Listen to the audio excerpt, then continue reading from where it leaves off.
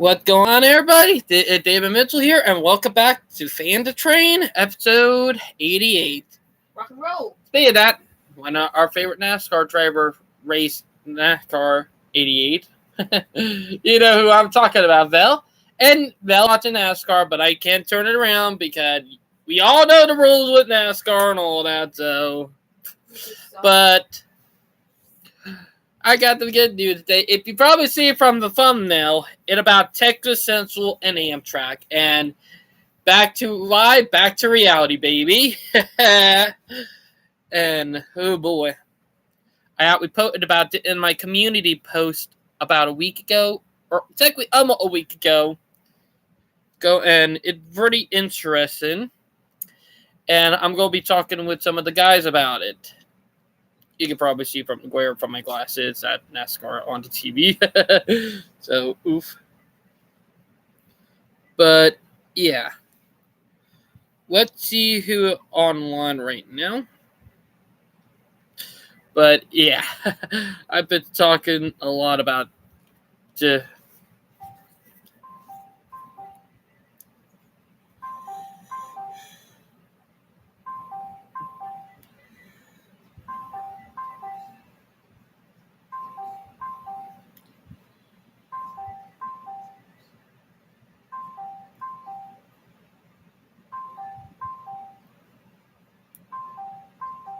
Rock and roll, dude. Waiting on Brightline to call. I gotta check my drives and stuff. But, yeah, we have some victories right now in the railroad community. You busy? Literally, we have the actual victories. Actual train victories? Yep. The people who wanted Texas Central to fail and die, they got screwed. And a big middle finger to the hater. Yep. And I'm not even bluffing. Big middle finger. Ooh. We all thought it was on life support, Vel. We all thought it was on life support. Amtrak, out of everything, Amtrak is one coming in and saving it. Really? Everybody thought it was going to be Brightline. But nope, Amtrak.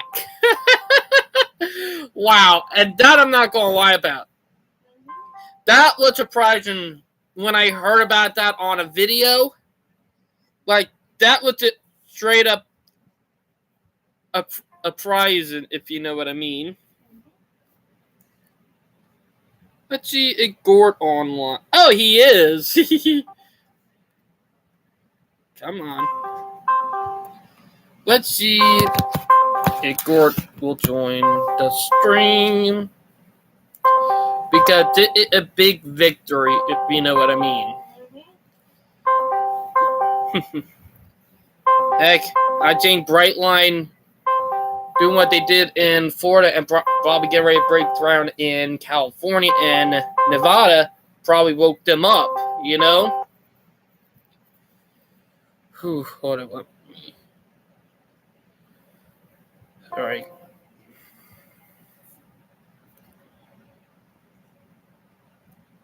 Minute, but it's a victory in itself.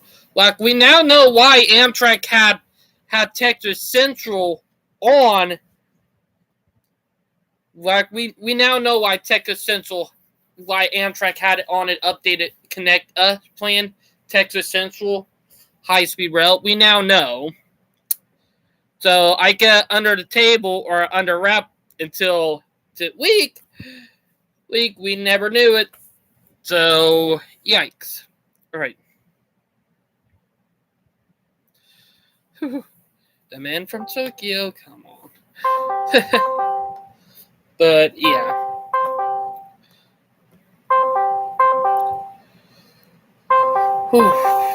Probably going to take a minute because it is Saturday night, you know?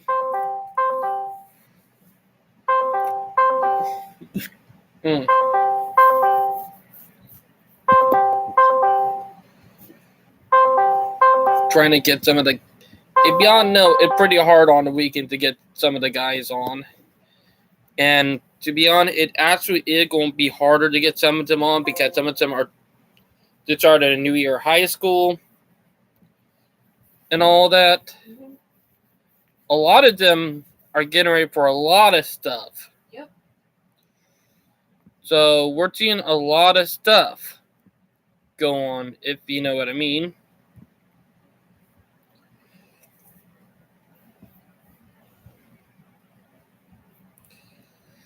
But yeah, it's just crazy.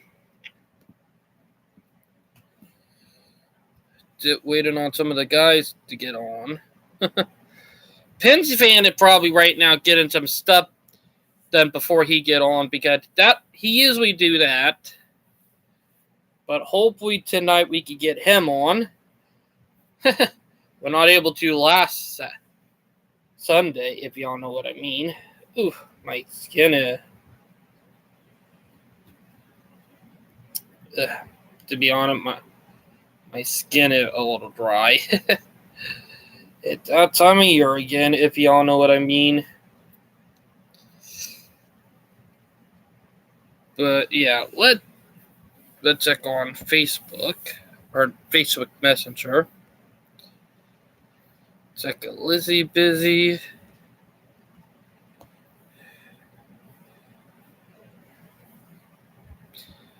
But yeah, gotta check out some of the train guys on here are busy. If y'all know what I mean.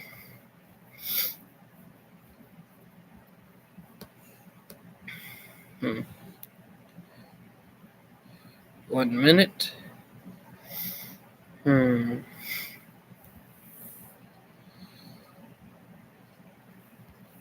my. But yeah. Where is Gord at?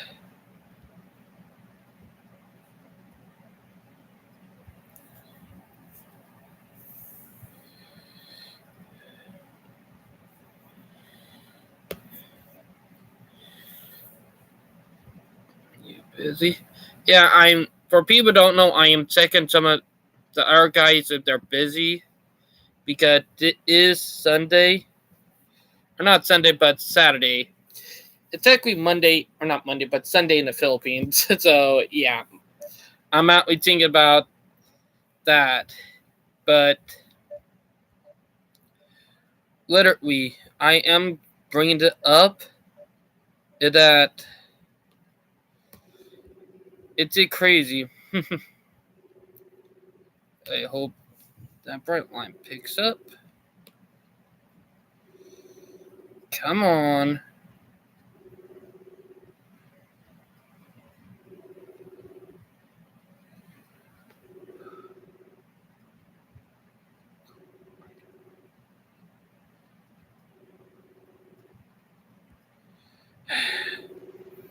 Guy, not him, but some of the guys that I have problems with are total dicks.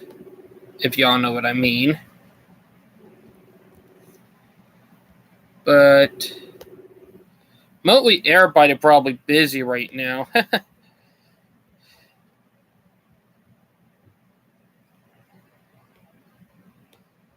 Oh yeah, he got hacked. Oof. Damn. Some people are, you know.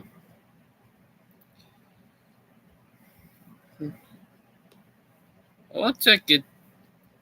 Good old friend David busy. And yeah, that my nickname, but David also a fellow YouTuber.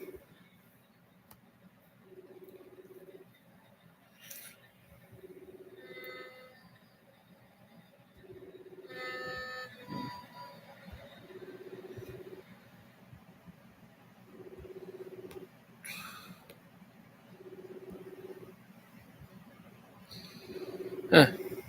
People are busy. That I'm not gonna lie about. But yeah.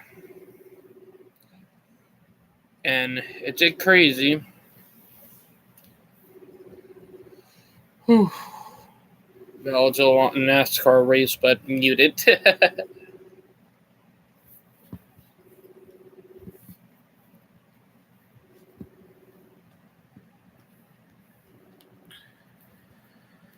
Alright, look like David busy right now, too. But, to be honest, it's crazy. Like, we're having victories. Yeah, I'll be done in a few minutes. Alright, Gordon will be joining in a few minutes. So, a little late normal. Did I Gord for you? Sexy Gord. Tried to get Brightline on. He probably busy too. Or probably another blackout in the Dominican Republic, if y'all know what I mean. But, yeah. But, we had a victory. Not gonna lie, but that big. Because with Brightline, not Brightline, but with Amtrak, it thought we could be a leg up. Or Texas Central, if y'all know what I mean. But, yeah. It's crazy when you just think about it. So, yeah. And I'm going to be talking to guys about it more. Also, let's be honest, I think the reason why Amtrak started doing it would be because of Brightline. I think Brightline gave them a wake-up call, and they're probably taking it serious. I'll be done in a few minutes.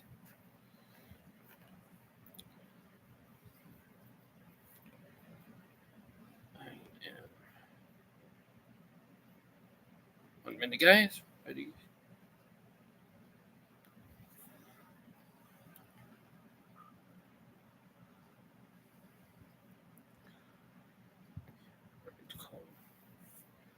But, yeah.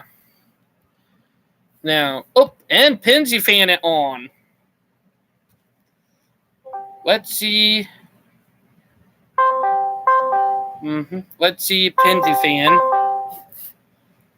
But, this right here, I'm not going to lie, is a big victory.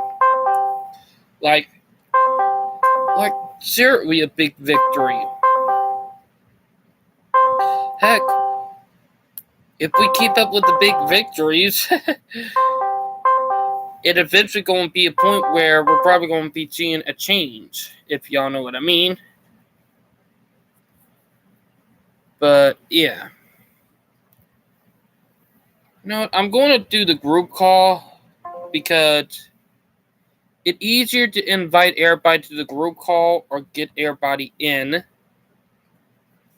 Because that's the easy way. But, yeah. And I might invite some more of the train guys. Ah, hey, bud, you doing good? Hey. Yeah. Hey, did you see in the video I shared in group of Texas Central? Can you say it again? Did you see the video I shared in the Discord group about Texas Central? Oh yeah, of course. Yeah.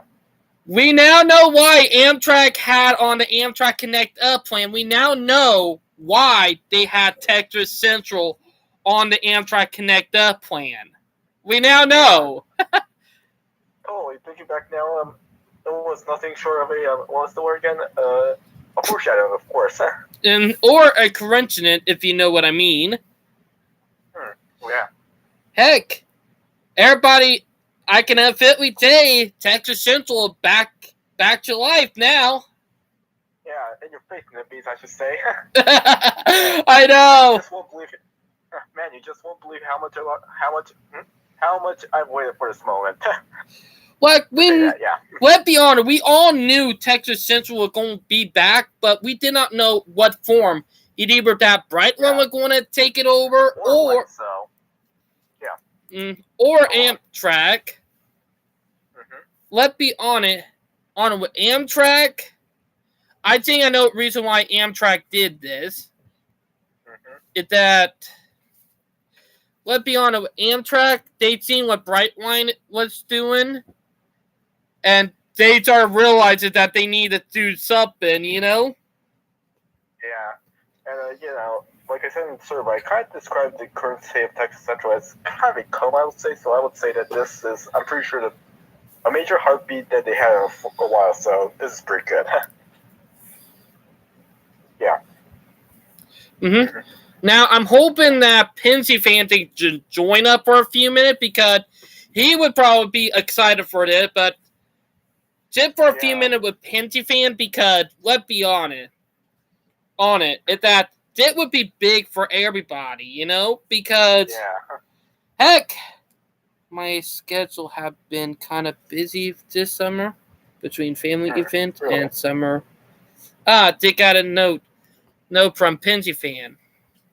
Oh, really? What did he say? He said, yes, at a family event. My schedule been kind of busy this summer between family event and a summer internship. I see. Being that, I hear a train coming. I literally live right by the A line, you know? Yeah, I'm pretty sure. Like, I'm out looking out my window right now, waiting for a train to go by. Which way is it? Is it a northbound or a southbound? But did a big victory. I'm not gonna lie. Right. All right. That is M492 Manifest. We got M492 going by Manifest northbound. You know. Yeah. But let's be honest. Tonight. Because I was looking through YouTube scrolling, and I came across the video only was published about an hour after I found it. Mm-hmm. Like, the video came up an hour after I found it, and I posted it to Discord. I actually posted it in my community chat, but that would have talked to me because, let's be honest, we all knew Texas Central was not done so. We knew we were on life support, am I right? Yeah, they were. Yeah, like I said, they were kind of a coma for about the last year or so, and like I said, they had the first major heartbeat. So yeah. Mm-hmm. And that one a big heartbeat. Yeah. Like, it did crazy, if you know what I mean, because it a big victory. Right. Yeah, and if you look at the NV Group's Facebook page, you could see that they're really just panicking, I should say. Wait, are they seriously panicking again as we speak? Well, I don't really say that much panicking, but yeah, they look kind of panic, I should say. So they are panicked now that they're knowing that it is not dead yet. Yeah, and they're like, oh, just donate to us so you can protect our property rights and tax dollars. Well, guess what? Guess the fucking what? We already waste our fucking good tax dollars with our highways, so what happened? So yeah. All right. Oh, Brightline it in. Hey, bud.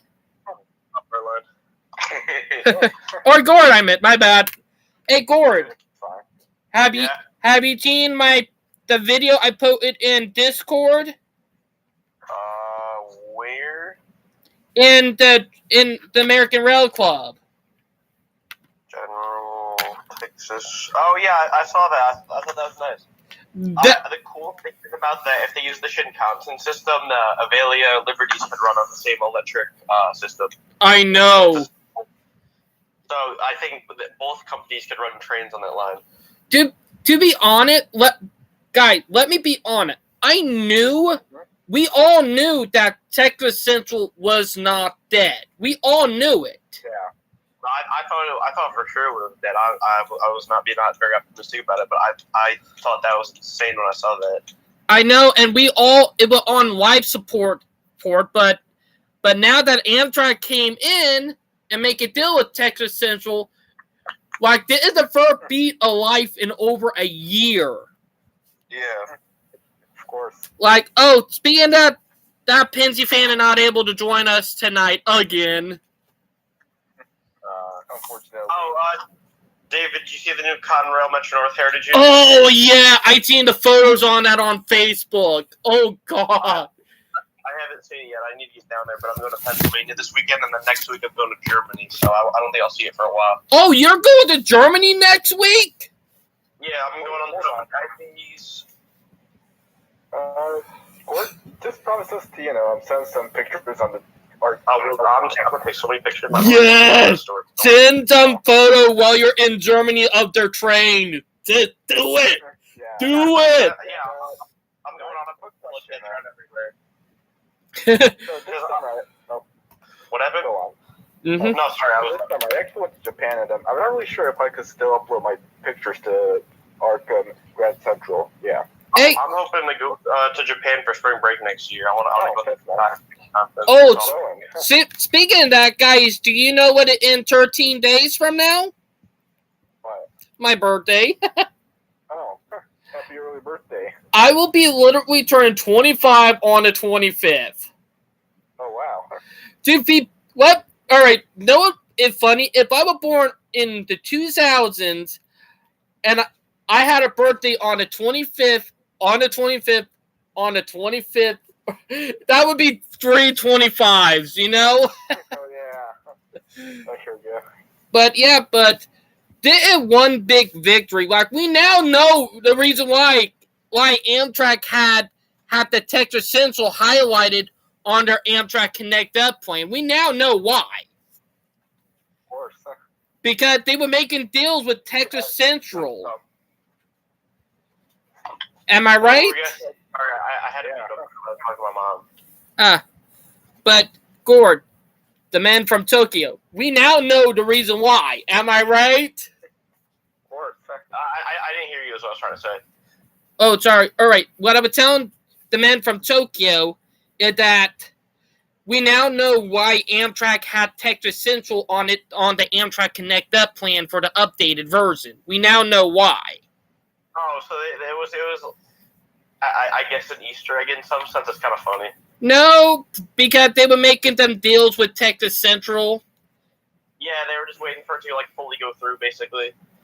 And did a couple days ago, so I get it came true in August, so that a victory. But let's be honest, and Amtrak already has, I'm assuming, some funding for it. They got that $60 billion. Mm-hmm. Let's be honest, all the NIMS are probably pissed because they thought they killed this. No, they didn't. And yeah, they're still like, our fight isn't ending yet. Wait to protect our private property rights and also our tax dollars. Well, guess what? Do you know what a highway is? Am I right? Mm-hmm. Nah, I think it's even better because now it has government backing and they can't do anything about it. I know that. Oh yeah. It's good in that sense, but also it's government, so it's probably gonna take longer because there's be disagreements. And stuff I know. in the government, at least the public, Well, I guess it isn't a good thing that they have no voice over it, but I feel like their voice over it is a very dumb take, and they're just scared because they're not used to it. I know, and they're finally going to learn the hard way of what happened when you tried to kill a project off. And here's the other thing, even better news: the person who chopped Texas Central last year, he not in the government system anymore. You remember? Oh yeah, I believe it. Yeah. Did he quit his job as I'm pretty sure, yeah. No, he did not quit. He did. The guy who was saying that Texas Central was not a railroad, who had denied them from building rights, who in the court system, he right now in trouble with the law because of corruption. Right? Ken Paxton, right? I'm pretty sure the former Attorney General of Texas. Yep. Oh, yeah. One who kept on denying Texas Central. He is now in trouble with the law. That karma. That is Well, karma. I guess in some he wasn't wrong about it not being a railroad, but it is a railroad. It's not a railroad yet. But you, But I think that's a stupid take. I don't know. All right, Gord. You want to know why he was using that as excuse? Because he was trying to stop them from becoming a railroad. You know. I think he was trying to stop what was that domain they used? Or eminent domain. Eminent I think domain? he was trying to stop that. To be honest, a lot of roads are built using eminent It's domain. basically like the right from a government for the company to like. I can't explain it that well. I don't know exactly what it is, but it had something to do with land acquisitions. I know, but here, Jane, he was a hypocrite for doing that because a lot of roads are being built are using eminent domain. So he was a hypocrite, and he was being paid by the oil company. And now, because he got corrupt with corruption, that karma, and now that Texas Central has been brought back to life, he cannot do anything. Not even the oil companies now. Oh yeah. So I'm also Amtrak got it because they remember that guy joined Amtrak. He was the Andy Byford. I'm pretty sure. He worked for the NYC subway and all that. Mm-hmm. I was concerned because they put him at like a it was not existent at the time of the role. It was like senior executive of like high speed rails thing along that Amtrak, and obviously that's only like the Acela, and that doesn't change very much nowadays. I mean, sometimes there's track upgrades. That's about it. So now now there's something for him to actually work on. I know, and Jane is that it is a big victory, but also I know the reason why Amtrak doing it, and we could go down to Florida for that reason. We all know why they're doing it because of a bright line, you know. I don't know about that. But because, you know, yeah. Let's be honest. Brightline was a wake up call for Amtrak that they need to get their shit together. Yeah. And look at it. Brightline is getting ready to start operating in about 4 weeks from now. Less than 4 weeks. Week from Miami to Orlando. What is it? August? It might be less. It's closer to 2 weeks, honestly. September 1st is the first day of full operation from Miami. Yeah. This weekend will be 2 weeks, or I lied, 3 weeks away. Did you say September 1st? Yep. Yeah, September 1st. Wow, that's actually the Friday before a 3-day weekend. So, yeah, before that, and the day before that, there's the live action One Piece that we're looking for. So it's going to be the best 3-day weekend of my life, probably. So. Also, let not forget that 6 days after my birthday, so that only a birthday gift for me. Yeah. But did it a victory? Did it technically a victory on all front? That Brightline, it finally going to be operating from Miami to Orlando with the airline's worst nightmare. Let not forget that. I wonder what Bob Crandall's thinking right now because, you know, everyone's almost going to Orlando, so, yeah. Yo, I know. I'm sorry.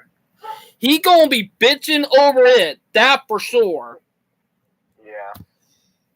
Because, sorry, you can say something, Gord. I think my family's planning down to go to like Florida during December or something, so I'll probably get a chance to go on Brightline. Oh. Ooh, That's dude, cool. that's gonna be cool. But let's be honest. Oops, sorry, y'all can speak. I was saying I wanted to go on the new Acelas, but I think that's becoming a serious problem for Amtrak because they can't run them. And the older Amtrak's, moment that they finally get the availabilities up and running, they're going to straight up start retiring the Acelas left and right. We already know that. Do you think they'll send, like, for example, Texas Central is like way ahead of, obviously it's probably not going to happen, but let's say they're ahead of schedule. Do you think they'd send Acelas down there to run on that line? Because they use the same electric system? Maybe. Yeah, well, Like electricity and like cycling and stuff? What? I would say electrification on the corridor, and then, but then maybe run some Avelias towards Oklahoma State, perhaps, in my opinion. Yeah. Well, yeah, that's what I was thinking. Like they might order more Avelias because I like that they chose the N700s. And listen, my favorite Shinkansen is the E5. Oh, yeah. But I'm glad It's actually my favorite Shinkansens too. So. What? Yeah. Oh, I what said that- Mm. I said that it's my favorite Shinkansen too, so yeah. Yeah, they chose scale model, but I'm glad they chose the N700s because they run on 25 kilovolt 60 hertz instead of 50 hertz. I know. They run on the same system as the Acellas. I don't know any other railway that uses them besides, I think Korea has 26. Oh, and Taiwan has them too. Yeah. But and India's building it too, but it's the E5, so yeah. Yeah, Mhm. so it's 25 kilovolt But- 50 hertz. guy, Yeah. let me be honest. When I was talking, let's be honest. When I said that Brightline, what the reason why Amtrak got it act together is because Amtrak started realizing that Brightline is making a profit. Brightline is about to break ground later on toward the end of the year in California and Nevada. Mhm. So they realize that they are now having competition and they need to put their foot in the door before they start getting If screwed. they're looking for profit from the high speed line, it's going to be tricky figuring out land distribution between Amtrak and Texas Central. Because if they're both like in it like 50-50, they're going to have to share like the land too. More. And obviously Brightline's making a profit because of real estate. Mm-hmm. And to be honest, I think the reason why Amtrak is making a deal with Texas Central is probably because they're probably going to have operational rights on the line, you know? So like at night, for example, they could run their long distance trains on there too instead of paying UP or whatever right away they use now. Mm-hmm. Yeah, what would they run on that? Texas Eagle, I think. They would have to make. I guess that'd be tricky because the cat in there has to be a certain height. Mm-hmm. That and probably because Well, no, never mind. Amtrak doesn't even run a direct service from Dallas to Houston. You have to take two different trains. I know, and I'm pretty sure it takes like 17 hours. Yeah. Yeah, one of them runs 3 times a week, and the other runs 7 days a week, and they're both once a day. to be honest, I think the Amtrak ideal with making a deal with Texas Central is probably to be able to run a train from Dallas to Fort Worth straight. You know, like a straight train from Texas to Fort Worth. Mhm. So I think Amtrak is trying to plan something with Texas Central that is bigger than people see, you know? Yeah. And let's be honest, we all knew it was either going to be Brightline or Amtrak that were going to buy, or not buy, but They have to focus on their project in Nevada. I know, but we all knew it was either going to be Brightline or Amtrak that was eventually going to take the reins to help Texas Central. We already knew that was probably going to be the eventual reality, you know? Yeah. But Like, the happy is Amtrak, so that way they have an actual high-speed rail project to work on. I know. And to be honest, it crazy that it happened in this year.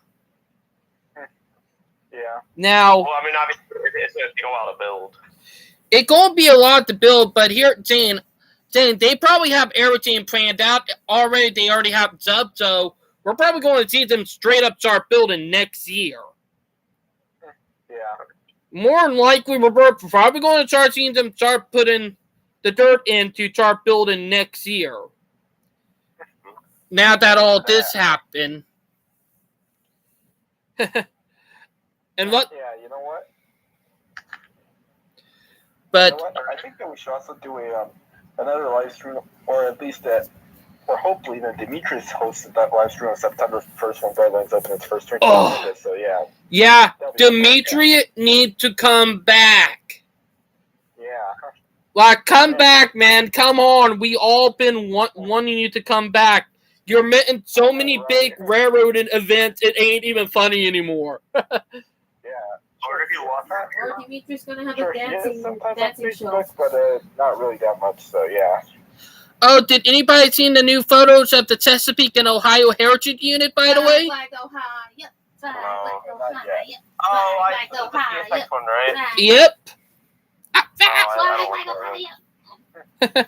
But I literally seen a Chesapeake, or not seen, but I seen the photos on Facebook of the new Chesapeake and Ohio Heritage Unit, and that came out 2 days ago. Oh.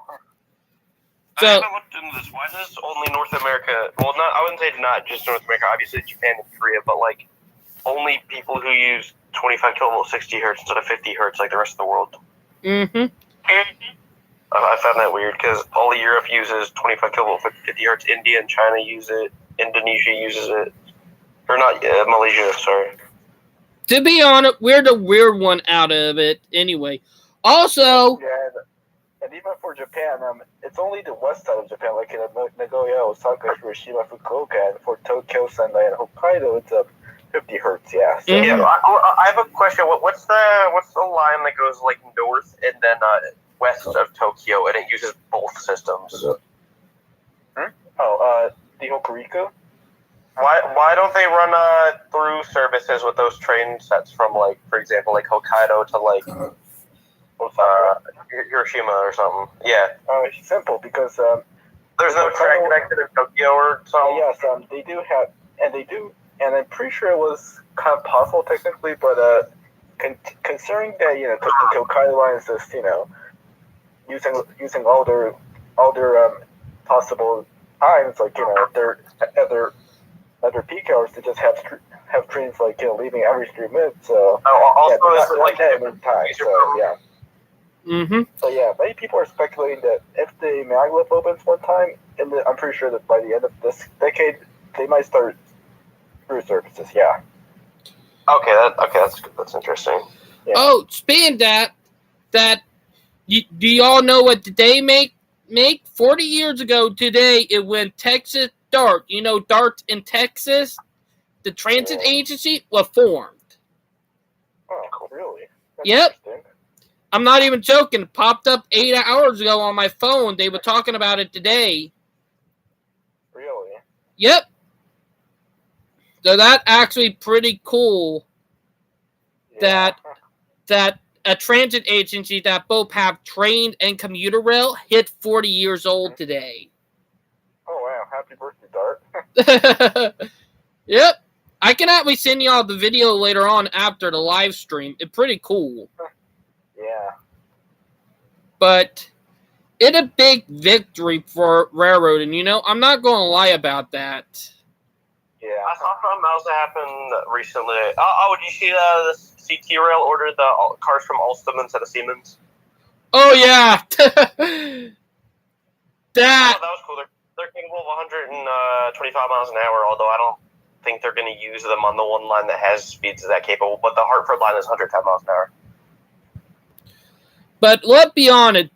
I'm not trying to be a crazy guy, but that. Y'all might think I'm crazy, but that was a big blow to, I can't remember, because that was a big blow to Alstom, Yeah. What? With the commuter cars? No, Alstom is building the cars. Siemens isn't. I know, but I was saying it was a big blow for Siemens. Oh. Well, I think Siemens has way too many projects on their hands to handle. True. As of now. Hey, well, good news is that they're building a factory in North Carolina. Yeah. Well, I don't understand why Alstom hasn't. Well, I guess they didn't get any requests for orders, but I don't know why they haven't started sooner because they bought Bombardier, so they have all their factories. And the only reason why it was because half of their factories are not built for what they're doing. Yeah. I think they're building the CT rail cars in the same factory they're building the Acellos in. Yep, they are. I could potentially see those get delivered. Hey, well, hopefully by 2024, the Avail Liberties are fully up in commission, Hopefully. Well, aren't they only doing half of the fleet they're only doing 14 trains to start? Yeah, they're doing 14 for a couple of months because they're still working out the kinks with them. Once they work out the kinks with them, they're going to use the stuff that they learned to work on the other ones. Yeah. And, they recently learned. I don't know why they didn't think of this from the start. It's the NEC itself because they're running fine in France. I know that's so odd that they're running fine in France, but France takes away their care of their trains and infrastructure. Here in America, nope. Yeah, and that's our like best train line. I know. The Northeast. Northeast corridor. It's mainly the Metro North part that's really terrible, which is why they're failing. And that part like is what slows the Acela down. Why it has such a long journey time. Well, It's such a low average speed because of that part. It's like 60 to 70, and then the rest of the Northeast corridor is like upwards of like 100 and 110. even 160 with. I'm hearing that they're upgrading the speeds in the areas for the trains. You know. Yeah, they're upgrading it in New Jersey, and then I think they're using the pre-existing built 150 mile an hour lines in Massachusetts and Rhode Island for 160. I don't know where else they'd upgrade because those four sections are the only like sections of the Northeast corridor that are like dead straight. But I think they just have like a weird thing with curves or something where they just like they don't like to go over like 130 on curves. To be honest, I think they're upgrading the curbs too because a friend of mine near Watney, DC, all the way up to like Baltimore, he said that they've been upgrading the tracks like crazy since summer began. That part, there's a really long straight part on that part, I think. So Like, that's probably where they're upgrading. But yeah, the most of that's 125 miles an hour, and it's pretty straight. He's saying that they are upgrading tracks between Watney, DC to Boston for 150. Well, yeah, they already have 4 spots for that. New Jersey's weird because they have basically one big section, but it's split halfway by a 130 mile an hour curve. So for half of it, it's like 145, and then the rest is 150, and they've yet to complete it. It's still under like they're still. It stops at Princeton Junction.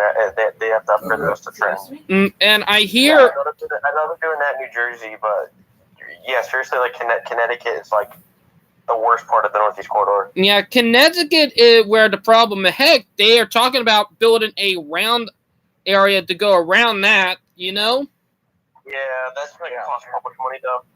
I know it will cost money, but it'll be worth it in the end. Yeah, but like it's going to cost an insane amount of money. Like they have to tunnel under the Long Island Sound, or they have to build an entirely new right of way. To be honest, what they need to do is because there was an old right of way that was way straighter, but was abandoned in the 1970 and 80. What? There was an old right of way that was built in the 70. Was abandoned in 70, 80 that was way straighter. Where? I can't remember where, but I knew it went around inland instead along the coast of that area. Yeah, but the coast is where the people are at. That's why they want it there. I know, but they need to start thinking about solving the problem, But here, saying that we're getting ready to say it that my friend, he also went up between Baltimore and, Philadelphia, and he said that they're working on the tracks heavily there. Oh. So yeah, that section's fine for the most part, but once you get in the Philadelphia metro area, the track is really bad. I've ridden that a lot, and the speed limit there's like 110, and the train's like it's like shaking everywhere because there's a lot of bridges there, and they're back in the Pennsylvania Railroad days, so obviously they're not going to be that great. So yeah, they really need to fix that part. I know. Well, they actually are because my friend, when he was heading up to New Jersey, and he was going through because he was taking the North Corridor because the area in New Jersey he was going to it connected by the Northeast Corridor. He said that the tracks right there coming from Baltimore to Philadelphia, he said that they're straight up working on them right now. Like they are literally working on the bridges and everything. Mm-hmm.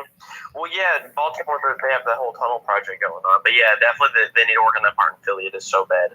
They are. They actually are. He just went up there last week, and he told me that they are heavily working on the tracks. Guys, I need to go. Oh, you got to go for a bit, Gord?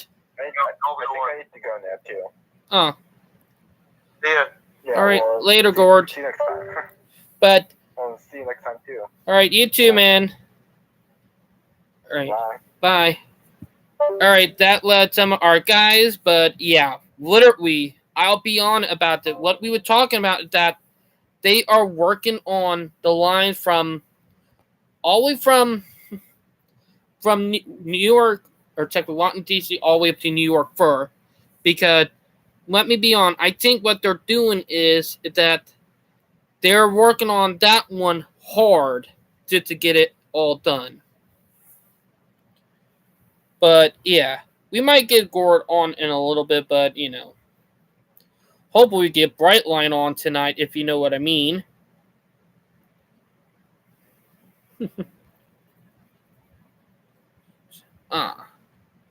That right. He don't like joining.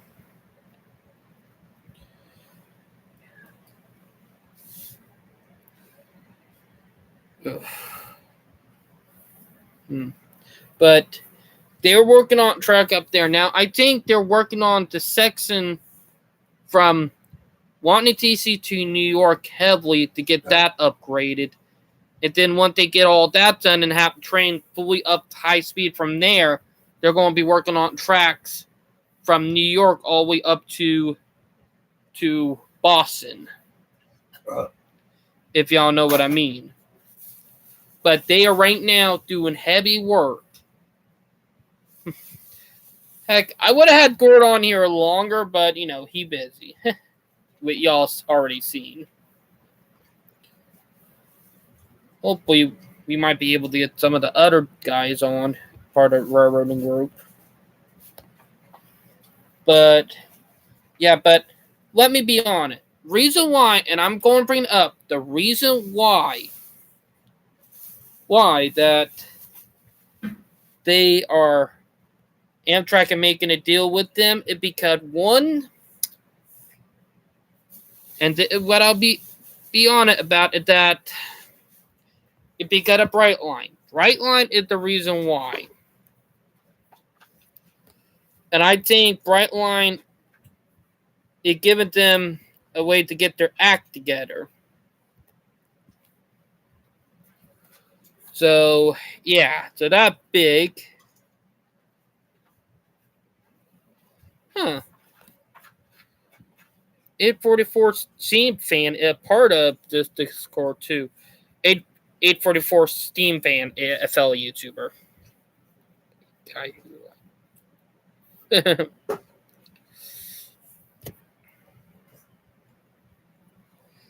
Let's see who can join this because I'm going to do something.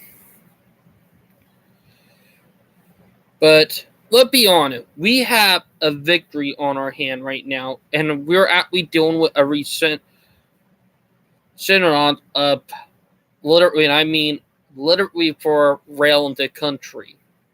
A Cineron, I can't say word properly, or for trains. Like, we're starting to see it, so yeah. It's a small victory, but it's eventually going to start building up. And that's something I'm going to be excited to say. So, yeah. More victories we get, the much better we are. So, yeah. So, bigger victory. I'm trying to see if Genesis is going to get on, but, you know. But, like, literally. Now, the thing is, at the FRA, we're going to see how the FRA is going to do and some of the other stuff. But it is literally a super big victory. And I'm not going to lie about that. So, yeah, we got a victory on our hand. Heck. And it's crazy that it all happening on my birthday month. And then we have another victory on our hand happening the week after my birthday at the beginning of September. So, yeah. We're slowly getting victories after victory after victories after victories. So, yeah. And let me be honest, I think not Pennsy fan, but Brightline fan, they're probably busy, or probably more than likely because he does live in the Dominican Republic. Blackout. Sorry, bud. But literally, like, it's a big victory when you just think about it. Hell, I know a lot of people who are NIMBYs are pissed. So yeah, suck to be the NIMBYs. If y'all know what I mean. 1 minute. Ooh. I gotta check some of the railroading guys.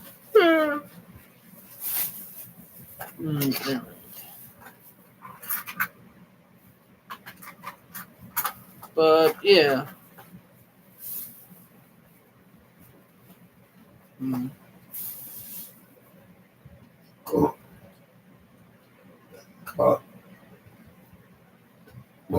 Alright.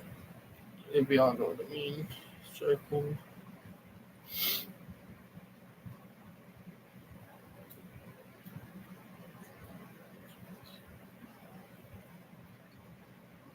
Check some of the other train guys. Hold it. Alright. Where is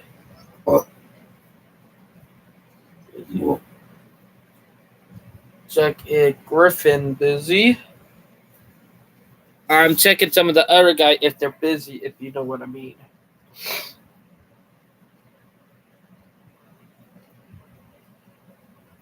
But yeah, you know what. Talking about Texas Central on live stream, and also some of the new Heritage units by CXX. Alright, we're probably going to invite Gord in.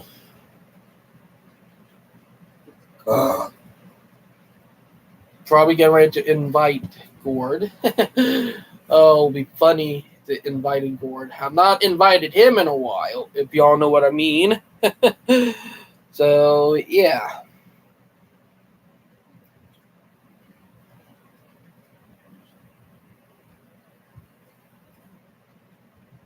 Oh, yeah, that right. What?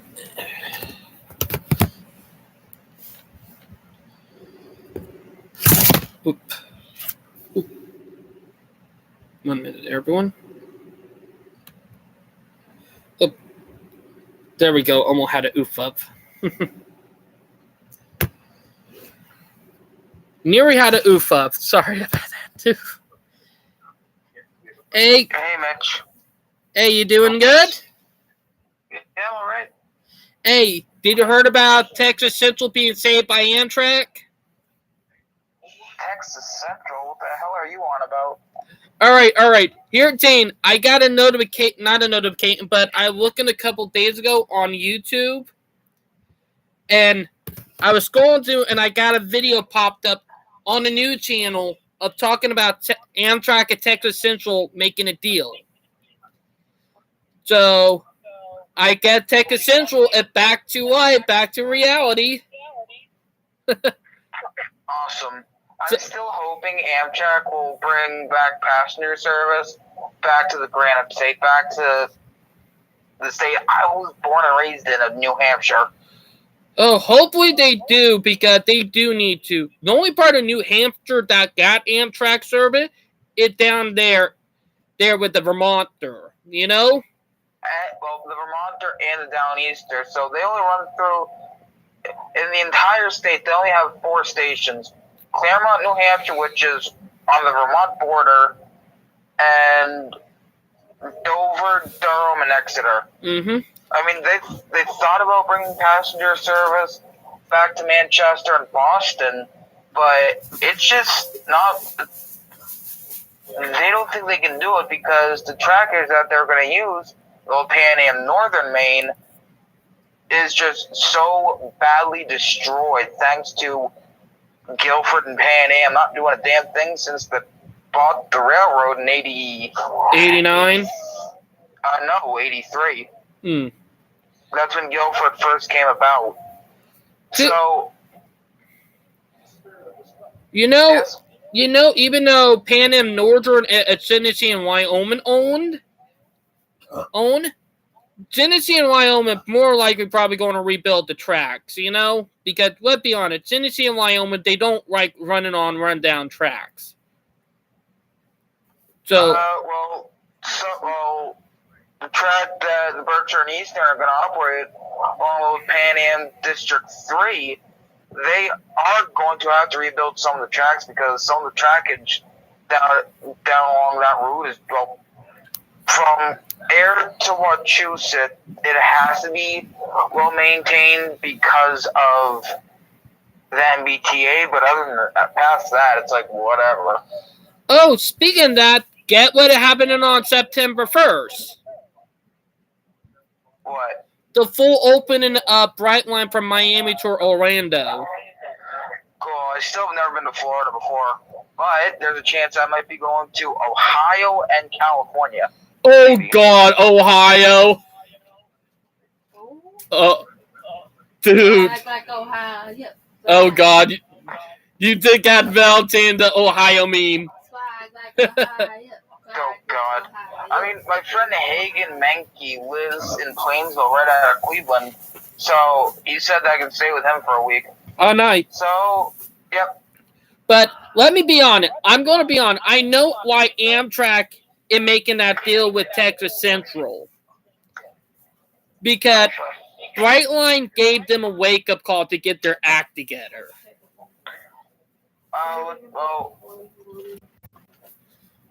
We need to think about it because when Brightline started operating from Miami to Palm Beach and started making a profit, and then when they bought, Express West, they started realizing that they need to get their act together because Express West or Brightline West is about to break ground this year. So, and also, the Orlando station about to open September 1st. So, they're getting their act together, realizing that they need to start acting before they have problem with the competition that are kicking their behind. Seriously? Right. Oh, Sorry, David. did you hear about Ohio? Norfolk Southern? Oh, fuck. Where did I hear this? Norfolk Southern is trying to appeal CSX buying out Pan Am because of Pan Am? they failed to do some legal thing. Sorry, guys. And Norfolk Southern doesn't think that CSX took over Pan Am legally. I mean, I kind of understand it now. I mean, now CSX has a friggin' monopoly over the East Coast.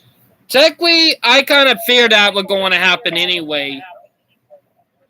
It was either going to be Norfolk Southern or CSX. One of them was going to do it. Yeah, I mean, if they have a workout agreement where Norfolk Southern takes half of the lines and CSX can keep the other half, that might be the best option. Like, do exactly what they did with Conrail, just split it right down the middle. I know, but, CSX with them right now, they're not going to do that. No, I mean, I know why they bought out Pan Am Railways to begin with. Mm-hmm. Because of Maine. Not just Maine. They're trying to get up to St. John, New Brunswick to interchange or compete with intermodal service with the Canadian National. Mm-hmm. And helping, I mean, Northern Maine Junction up in Bangor, Maine, that is a big hub for interchanging. Well, it used to be massive. Now it's not as big, but still, it's a big hub that interchanges with CSX and Canadian Pacific. So, if they're able to get intermodal service from, their ultimate goal, why they're fixing so much of the tracks from Air all the way up to Waterville and Bangor, is so that their ultimate goal can run high priority intermodal freights from like Buffalo, Selkirk, places over in there, help Chicago, all the way up in through Bangor and up into the province of New Brunswick. That actually explains everything right there. Yep, I've been following closely to this. Oh, what do you think of the heritage units that CXX been doing? I mean, I personally, I freaking love them because I know why they're doing it the way that they are. Mm-hmm. They're pulling the past with them. Well, they're pulling the history with them. I know. So many foamers have been begging CSX to do it, and they're begging them to do it better than they did. Like, to be honest, I think they look cool as they are, and then people are just getting hissy and pissy on how they look. Take a chill pill, for fuck's sake. I know, that's what I've been saying, dude. Every time I find out a new heritage unit has been released, the uproar that gets dished out every fucking time, like every to almost every other post is nothing but that, and I'm thinking to myself, Jesus Christ, shut up. I know. What they want. It's a company. I know. I mean, the two heritage units I would like to see the most, but it's gonna give the most backlash from all the New England foamers, Boston and Maine and Pan Am Railways. You bet your ass that is going down in flames. Oh, I already did. To be honest, I think if that case, they're probably not going to take them up to Maine. They're probably going to keep them down in the south. Oh yeah, I mean the B&O unit, chassis system. I think Seaboard. Oh, 2 days ago they did the Chesapeake and Ohio Heritage unit. They're 6 now. Yep. The B&O unit went up to Worcester, but I work 5 days a week, and I don't own a car, so and to get to there's 2 rail yards near where I live. One in Worcester, one in Ayr. From my house to the rail yard in Worcester is about an hour and 15. From my house to the rail yard in Ayr is about 50 minutes, 55 minutes. It's still a lot longer than I want to spend getting places. That and the nearest main line, the District 2 main, from my house to there is at least 30 minutes. Also, I do want to bring it up is that I keep on missing all of CXX Heritage unit because of work or the rain. Like, every time I have work or rain, I keep on missing them. Like, there was one time I would get it set up for a live stream, and then right after I got home from work, I looked out because I hear a train coming, and it was IO32. Get what Heritage unit I saw on it. The 1827? The chassis system Heritage unit. Oh, fun. I mean, where I live, I essentially live in a goddamn dead zone. Me? I mean, no, where I live in Manchester. I mean, yeah, there's a rail line.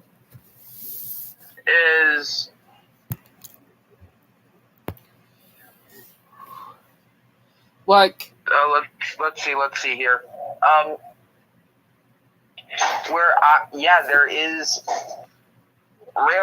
There is a rail line. The old B&M Northern Main is less than 2 miles from my house, but trains run so sparsely up through there. It's 99% of the time it is not worth going up there, going out trackside for it.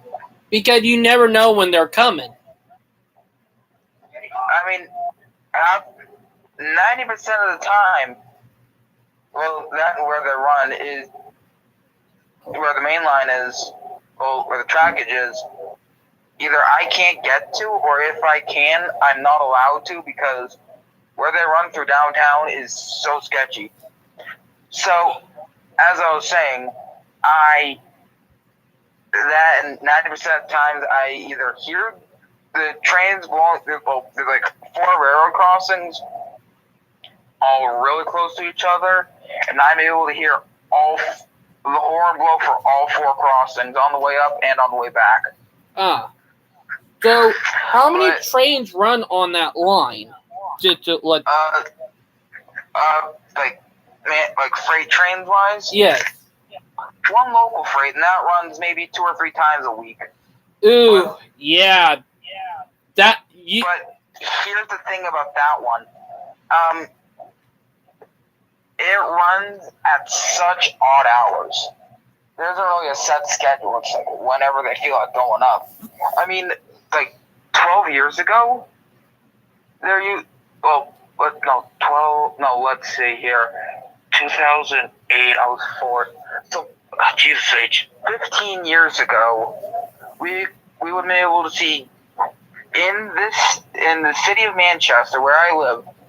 Back then, you could see Pan Am Railways, New England Southern, New England Central. No, New England Central. Or New England Southern.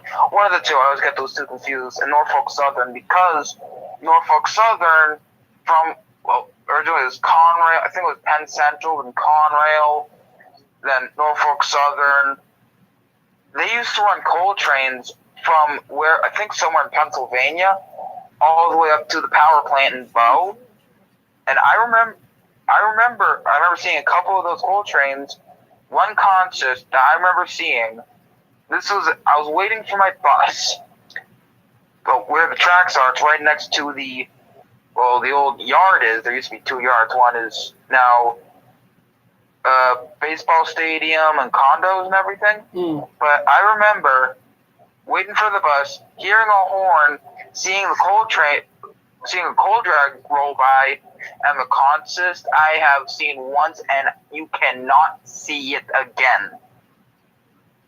Ooh. There were 3 locomotives: SD80 Mag, Dash 8 Wide Cap, SD40-2 High Hood. Ooh. I don't have pictures of it. I just remember seeing it, and I also remember those coal trains, heritage units, foreign power. Every now and again, you could see heritage units leading. I've only seen that coal train roll through either over I-93 or rolling through town. I've only seen maybe like 3 or 4 times in my life. Oof. I could hear it a lot. That kind of sad that a line that you get a lot more trains back in the heyday is slowly littering away with maybe 3 trains a week. You know? I mean,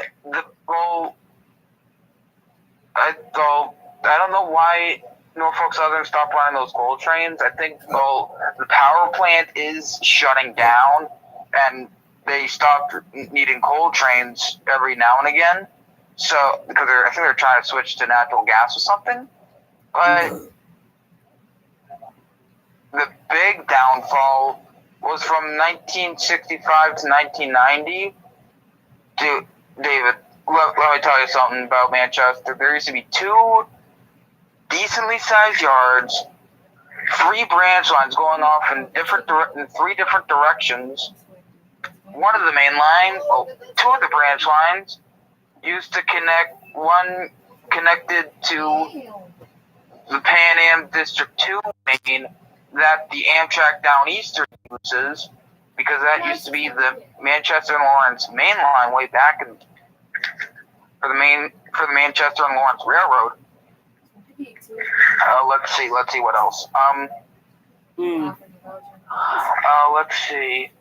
The Portsmouth branch connected up, interchanged with the same line that the M&O connected up to. And I think there was tracks that veered from the Portsmouth branch onto the District 2 main. There was a diamond, 2 diamonds actually. Well, 1 track going over 2 tracks. That kind of diamond. I know what you mean. And the Goffstown branch used to go up to, I think, Walpole, New Hampshire. But anyway, What? I remember the dates when they shut all those branches down. Well, the branch is still used. The Portsmouth branch is still used north of Newfields, New Hampshire, all the way up to Portsmouth. But let's see, the Manchester Lawrence branch from the New Hampshire state line up to Manchester closed down in 1989. But from Methuen, and they still operated in Methuen and Lawrence up until the late 90s, early 2000s. To be honest, New Hampshire, what I'm going to bring up, when I was looking at track lines in New Hampshire got screwed the worst. Like, literally, like, when you look at all the rail lines in New Hampshire. Dave, let me tell you something. There used to be, let's see, Canadian National, Grand Trunk, Main Central, B&M, Canadian National. Dave, back 50, 60 years ago, there used to be five major New England railroads running through the state of New Hampshire. And now you don't hardly have any rail lines in New Hampshire. Have you ever noticed that? Dude, there's so many rail trails in the state, it makes me fucking sick. I know. And let's be honest.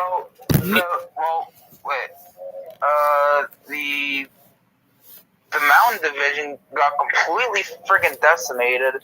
The only trackage that the Main Central still has left from that division, from that line from Portland, Maine to St. Johnsbury, from Portland, Maine to St. Johnsbury, Vermont, the only section that is still used by the Conway Scenic Railroad, also part of the Conway branch of the Boston and Maine. Let's see, what else? Almost the entire Boston and Maine system in New Hampshire got destroyed. Let's see. The old Canadian National and Grand Trunk line, that still operates by the St. Lawrence and Atlantic, the CP line. I don't remember if the Canadian Pacific ran through New Hampshire or not. I think it did. Well, it still does. But a lot of rail lines in that state got decimated. Like literally. Oh my God, you have no idea. And we're still suffering consequences because, well, with all the lines cut, it's really bad in New Hampshire because of the homeless population. If we were able to bring passenger service back, and if we're able to bring more rail customers back to the Granite State, we would be sitting pretty. I know. Like, New Hampshire, and you might agree with me, in one of the most dangerous states in New England. Am I right? Oh, yeah. We got, let's see, really bad cities. Certain parts of Concord, Manchester, Nashua, Rochester, Somersworth, Claremont, Newport. All of those used to be big railroad towns. I know, and now that the tracks don't even run through Dumbarton anymore, like, do Dumbarton still have tracks into them or no? Claremont, yes. Rochester, yeah. The New Hampshire North Coast still operates on that line. Manchester, Concord, and Nashua, yes, but not as much as they used to be. Like, let's be honest. You might think I'm crazy, but CSX have confirmed that they're actually rethinking about rebuilding a mountain division. They thought about it, but David, I walked a good portion of that rail line. It is damn near impossible for them to do that. They would have to sink like $50 million into that thing. $50 million, and a friend of mine actually talked to when Folkson, like the rail watch was down in Folkson, the CEO not Amtrak, but CSX was down there. A friend of mine who was talking about the mountain division actually asked the guy, and he said they're actually going to do it. There's no fucking way. Yeah. I heard by the Maine state government that they're going to tear up all those tracks. A part of that line that in Standish, runs along the southern edge of Sebago Lake, and you can't get. There's a lot of parts of on that line, on that section of track, you can't get to at all because where it's all right. Well, CX. Because the track is right next to the water, and that whole from like that shore out, from that shoreline out to the first set of buoys on the other side. 2 miles and no bodily contact because that is the water source for the town of Portland, Maine. Mm. So they're going to use that as an excuse to top the tracks for being rebuilt. I mean, my dad, dude, where the Mountain Division used to go through Gorham, Maine, my dad took me to one of his childhood homes. Mm. He remembers seeing pretty much everything the Maine Central owned. Then one day, it went from Maine Central to Guilford. Then he remembers the decline of that line from trains running to multiple times a day to once a day, then once every other day, then once like 2 or 3 times a week, then once a week, then. I know for a fact the last train that run through the Mountain Division all the way in the early 2000s, if I'm right. Really? Because I heard no. no, Early to mid 90s. because I mean, yes, the Mountain Division is still in use from Portland out to Westbrook because the Amtrak station in Portland is alongside the old Mountain Division. However, there's more. There's a oil dealership, and the old Westbrook paper mill is still used, although I hear that paper mill might be shutting down because all they do is laminate the wood. They don't actually make any pulp or anything anymore. They haven't in a long time. to be honest, and where I'm going to say, the NIMBYs are going to try to go after it once the paper mill shut down. They always take their opportunity. Moment that's up and shut down, they're going to try to take their opportunity to screw over a rail line. I mean, one of the Pan Am Railways jobs, BO1, they went from Boston out to Danvers, Mass, because they operated I don't know what was out there, but their final train is going to be ran either Tuesday or Thursday, and my friend Shane and I might go out and catch it. Oh, that sucks. I mean, they think about shutting it down for a while, but I really don't want to fucking get up right now. And I'm sitting in my living room.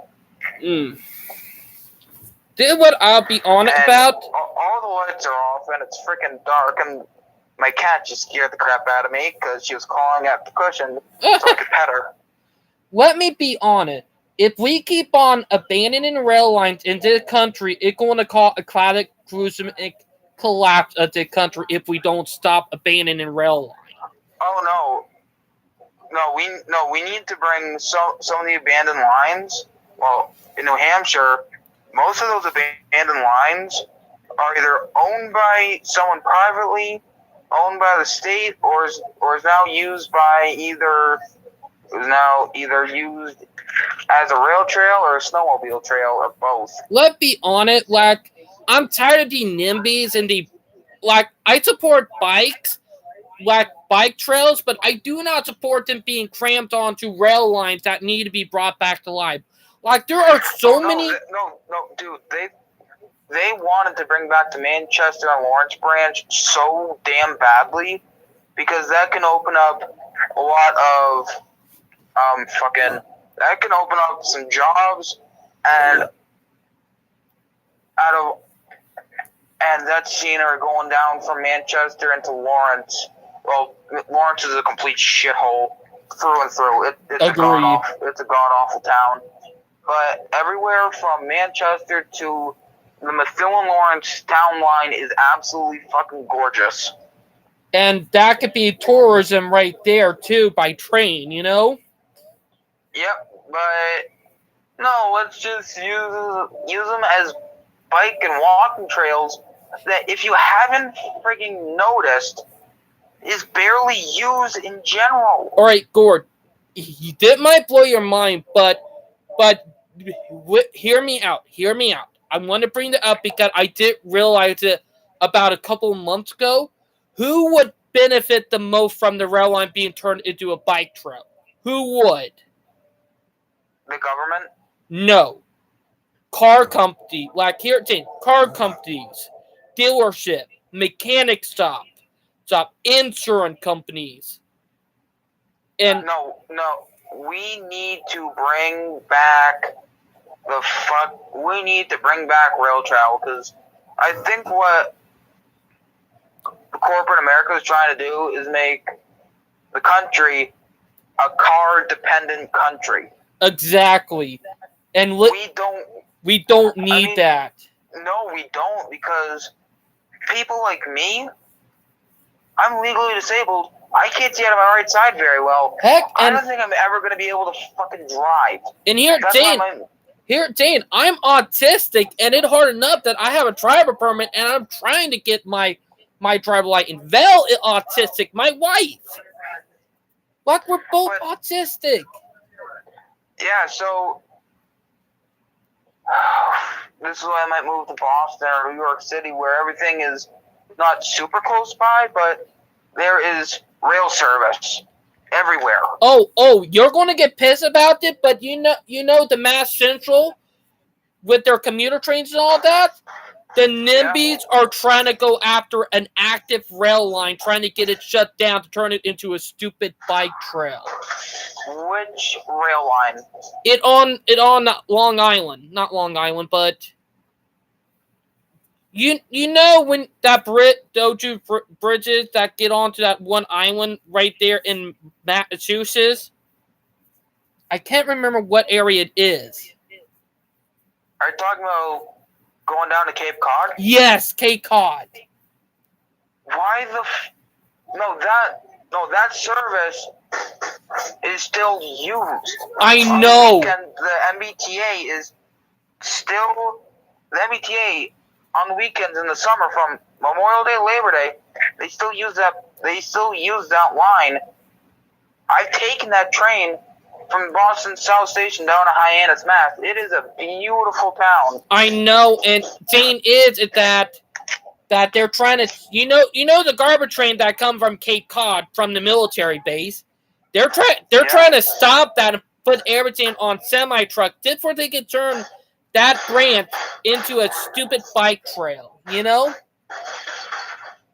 like they're trying to pull something else like that in New Hampshire. There's there's a tourist line, the Hobo Railroad, the Plymouth and Lincoln Railroad. Mm-hmm. There's only that line connects in Concord. That's old. What was it? That was the old Hillsborough branch. Oh, not Hillsborough. Not the Northern Maine. Look, the thing is, they're going to go after a line like if the NIMBYs, like let's be honest, if the NIMBYs win, you know for a fact they're going to go after every active railroad they can to try to get it shut down and for everything onto the roads. No, I mean, I've said this once, I'll say it 100 times. They are trying to do that with the old Grand Trunk line in Maine. I mean, a part of the old Grand Trunk Western Swing Bridge got torn down because of it was understandable why they had to tear part of it down, because people would hop over a fence, get on that bridge, and burn it. I know. What? Hey, here, Dane. You remember when I talked about that bridge and why I had suspicion on what happened back in the 1990s about it? No, when that bridge burned, my dad was still living in Gorham at that time. I think it was right before he moved up to Jackman. This was like 85, 86. But he remembers reading about it. Mm-hmm. But here, Jane, what I was saying earlier, and I will just say that again, the people who would benefit from the rail line going abandoned or like being turned into bike trail is not the people, but the car company, like the dealership, the mechanic shop, the intern, the DOT. Because here's the thing about rail lines being shut down. So many jobs are being lost because of it. Do you not realize that? I do. I realize it, but the NIMBYs and the car dealership, they also know this. Thing is it that when you take people job from them they're going to have to find a new job, and it either with someone else in another state or country, or it with your dealership or mechanic shop. You know what I mean? My thing is that they're trying to force everybody into a vicious cycle where they make the money and where we struggle. We need. Yeah, well, the Hobo Railroad, they're trying to make that line either completely isolated or end the company completely and just turn everything into a goddamn bike trail. That is not going to go well. Now, here, Jane, if you ever go to some of their events, like, here, Jane, here's something, and you should do this, if they ever do a rally or like a group meeting where they're talking about and hear me out. If they're talking about turning the train line into trail, ask them who would benefit. And when they say who, you would say, wrong. You will bring up the car dealership, the mechanic shop, car insurance. You will bring all of that up and point saying, look, you people thinking that would benefit y'all, you're dead wrong. The only people it will benefit are the car company and the people around them. It will turn people against them like vultures. Dave, the rail line that runs up near me, they want. Well, there's only a handful of customers still on that line. Cement Quebec, delivering plastic pallets from somewhere in South Boston up to Bow. There's a place, Foster Grant in Manchester, not that far from where I live. There's a couple more customers on that line that's active. But if they do something stupid and convert everything into trucks, which for the oil, for Foster Grant, I don't know what they deliver, but they recently increased capacity from 3 tank cars to 6 tank cars, I believe. From 2 to 4, they expanded capacity. So now they have more, they can hold more and all that happy shit. But as I was saying, there is, all they're going to do, they kind of want to convert that into a trail. Like, no. Because that northern main, that used to be a double track main from North Billerica, Mass, all the way up just past Concord, then bring it, and that was a single track all the way up. But that line that went up to White River Junction was used by both the Boston and Maine and Central Vermont. And north from Concord north is nothing but trails. I know. I looked that up when I mapped train lines out in Maine. I noticed that. Yeah, well, New Hampshire, Maine. Like, when you just go down the rabbit hole, you start realizing like them going after the rail line and forcing them to ban a bit, and not to benefit the people, but to screw them over. No, it's not to benefit the people. It's to benefit the car shit. Exactly. Cars are nice, but they're too expensive. They're getting more expensive day by day. All right, because of inflation and everything else. And I don't think you've noticed, but whenever I go to Boston, I don't drive. I take public transportation. All right, and Gord, hear me out. When you think about a car, think about a metal cage. Think of it at a metal cage, and you start feeling disgusted about cars. When you think of it that way, you start hating cars even more. And car infrastructure is terrible. It's shitty. Like, literally. I mean, it used to be fantastic. Cars were made beautifully. Everything now, especially since everything's going electric, good fucking luck, Hoss. Heck, and then with autonomous cars, it's going to get worse because, let's be honest, the people with dedicated car infrastructure, they warned that something like that could have happened, and no one wanted to listen to them. I mean, shit's gonna go wrong. That's why I take public transportation. There's a bus station like 6 miles from where I live. One of my family members just dropped me off there. I take the bus from North Londonderry, New Hampshire, down to Boston South Station, then Massachusetts. And from there, Boston South Station is the northern terminus of the Northeast Corridor. From there, you can go to the rest of the country. I know. Here's something crazy, and you might think it crazy, but suburbia is awful. Like, I'm going to bring it up. Suburbia is a disaster. It's awful. Am I right? Like, it built for the cars. Am I right about that? That man? Oh yeah, you're right. You're fucking correct, dude. Like, even Nazi, like, you remember the YouTuber Nazi Spikes?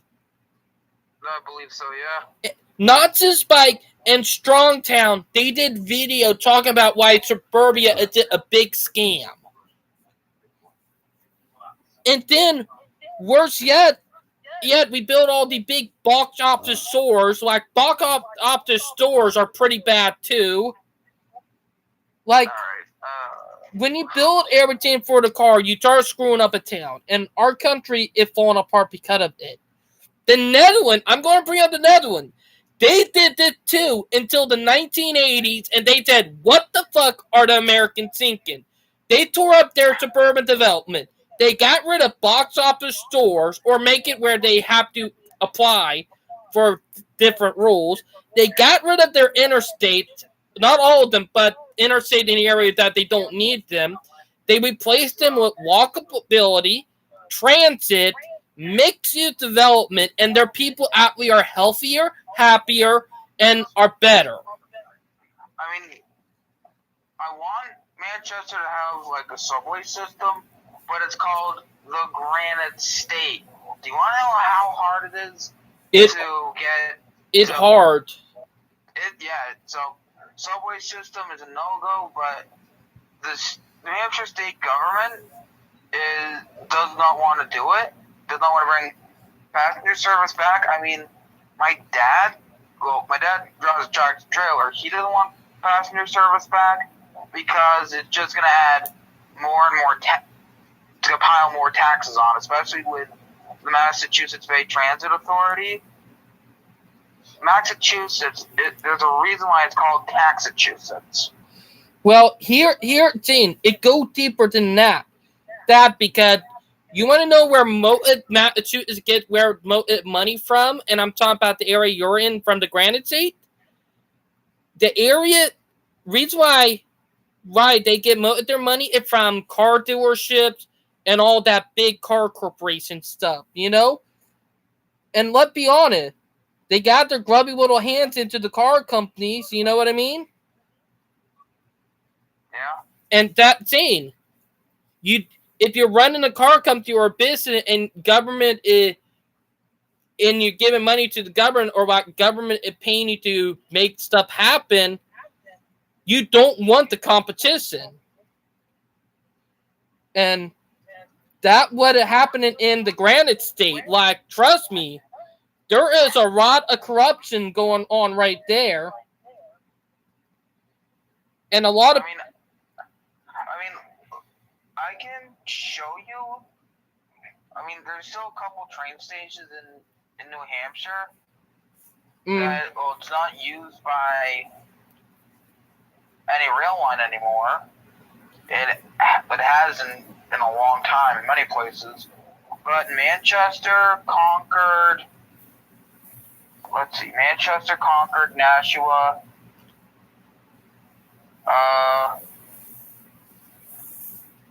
are operated by Amtrak. No, those stations, beautiful Union stations that are built in like the 1800s. Late 18, early 1900s. Late 18, early 1900s. Well, I don't know about Concord or Nashua, but I know the beautiful Manchester Union Station, in Manchester, New Hampshire, got torn down in 1965. They moved it, where it used to be. There used to be a beautiful station and a roundhouse. It's now where the Northeast Delta Dental Stadium is in Manchester. They moved it to in between Granite Street and Depot Street. That's now just a parking lot. I kind of figured that. I kind of figured it a parking lot because you would know who would benefit from that. Car company, you know? Anyway, what's really funny about that is, let's see, what else? What? Oh, fuck. Well, the Union Station in Portland, Maine, there used to be two big train stations. I can't talk, can you tell? I can. Two big train stations in Portland, Maine. Well, the Maine Central used to operate one, but wasn't as heavily used. But the Boston, Maine Union Station, that wasn't just used for Boston and Maine passenger trains. That was the terminus. It was essentially the international terminus from the Canadian Pacific and Grand Trunk. And I think Canadian National as well, since technically Canadian National was the parent company of the Grand Trunk. But you get my point. Yes, I do. Yeah, so that was a BFD, a big fucking deal. Yeah. You wanna know? And Park Street in Portland, Maine, that used to be a 5-track main line, where the main mall is in Portland. Used to be the B&M Union Station way back, but they tore that down in 1966. What these people are doing is essentially tearing the country down. Exactly, and bulldozing it and putting it up with an awful system too. Our only Zane, our only hope is with Brightline and Texas Central and California High Speed Rail. Those are our hopes. Hopefully they're fucking successful, because if not, we're all screwed. Well, good news is that Brightline are actually successful and they're actually making a profit. So that actually fantastic. So that actually right there is a victory for us.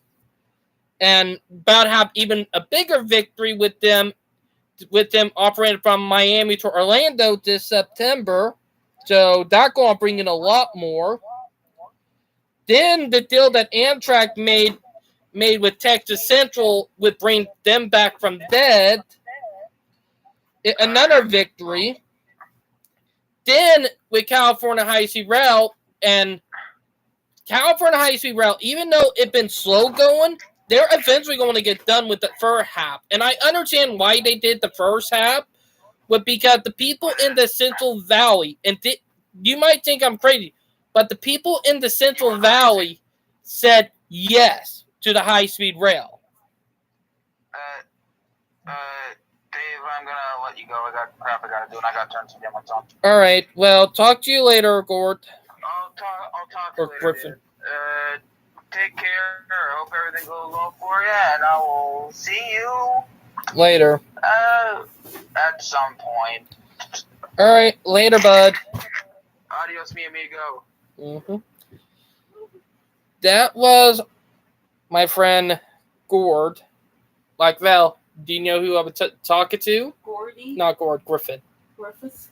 I have not talked to the guy in a long time. You know that? Oh. You got a big butt. Just Mm-hmm. kidding. All right. Hopefully, I can get Brightline or our friend Jennifer with her real name on. But if we can't, oh well. Griffin is so cute. But I'll bring up the reason why. Ah, there you are! Gosh. I've Sorry been, about that, bro. I was actually. I've been trying to call you since the live stream started about an hour and 40 minutes ago. David, you just got sus. I was trying to call you back too. I was trying to say, where are you? I was at my uncle's house. Ah. Without my cell phone. Oh, hey, did you see in the video I posted, shared with you in Discord? Yeah, I already heard about the news with Amtrak and TCR, Texas Central. I know. I get Texas Central and back to life, back to reality, baby. Yeah, and with that being said, I think the NIMBYs are going up in full fire right now. I know, because now they can't stop it because it's now going to be government backed. You know? Mr. They say that Texas Central lacks a CEO, so I know, and I think Amtrak is going to help them change that, but this is a victory right here, you know? Yep. oh boy, they're gonna sue. I feel that there's gonna be another lawsuit coming. This time the lawsuit is going to be even worse for the NIMBYs because, let's be honest, Amtrak is not playing around, you know? Amtrak is not playing around. Boy, I wish Amtrak could actually roast these NIMBYs so they can shut up. More likely, they probably will. They probably will because they did it to the airline. They did it to CXX. We're probably going to see them doing it to the NIMBYs next in Texas. Oh boy. If Southwest does it again, roasts Amtrak again, and tries to stop Texas Central again, Amtrak will better be roasting Southwest if they do it again. Hey, well, I know the reason why Amtrak is making a deal with Texas Central because of Brightline. Because let's be honest, Brightline want a wake up call to them, you know, to get their act together. Like, have you noticed ever since Brightline started making a profit and started doing pretty good and bought Express Red? Have you ever noted when they started doing that Amtrak actually started taking their stuff serious? Nope. Yeah, they're starting to take their shit seriously. And here, Gene, like when Amtrak did the update Connect Up plan, like, have you noted when they did updated Connect Up plan that they had Texas Central on that updated Connect Up plan? Yeah, I noticed. I kind of figured there was something to do. They were probably making a deal with Texas Central. I know. But I know that, you know, NIMBYs are panicking right now. They are panicking.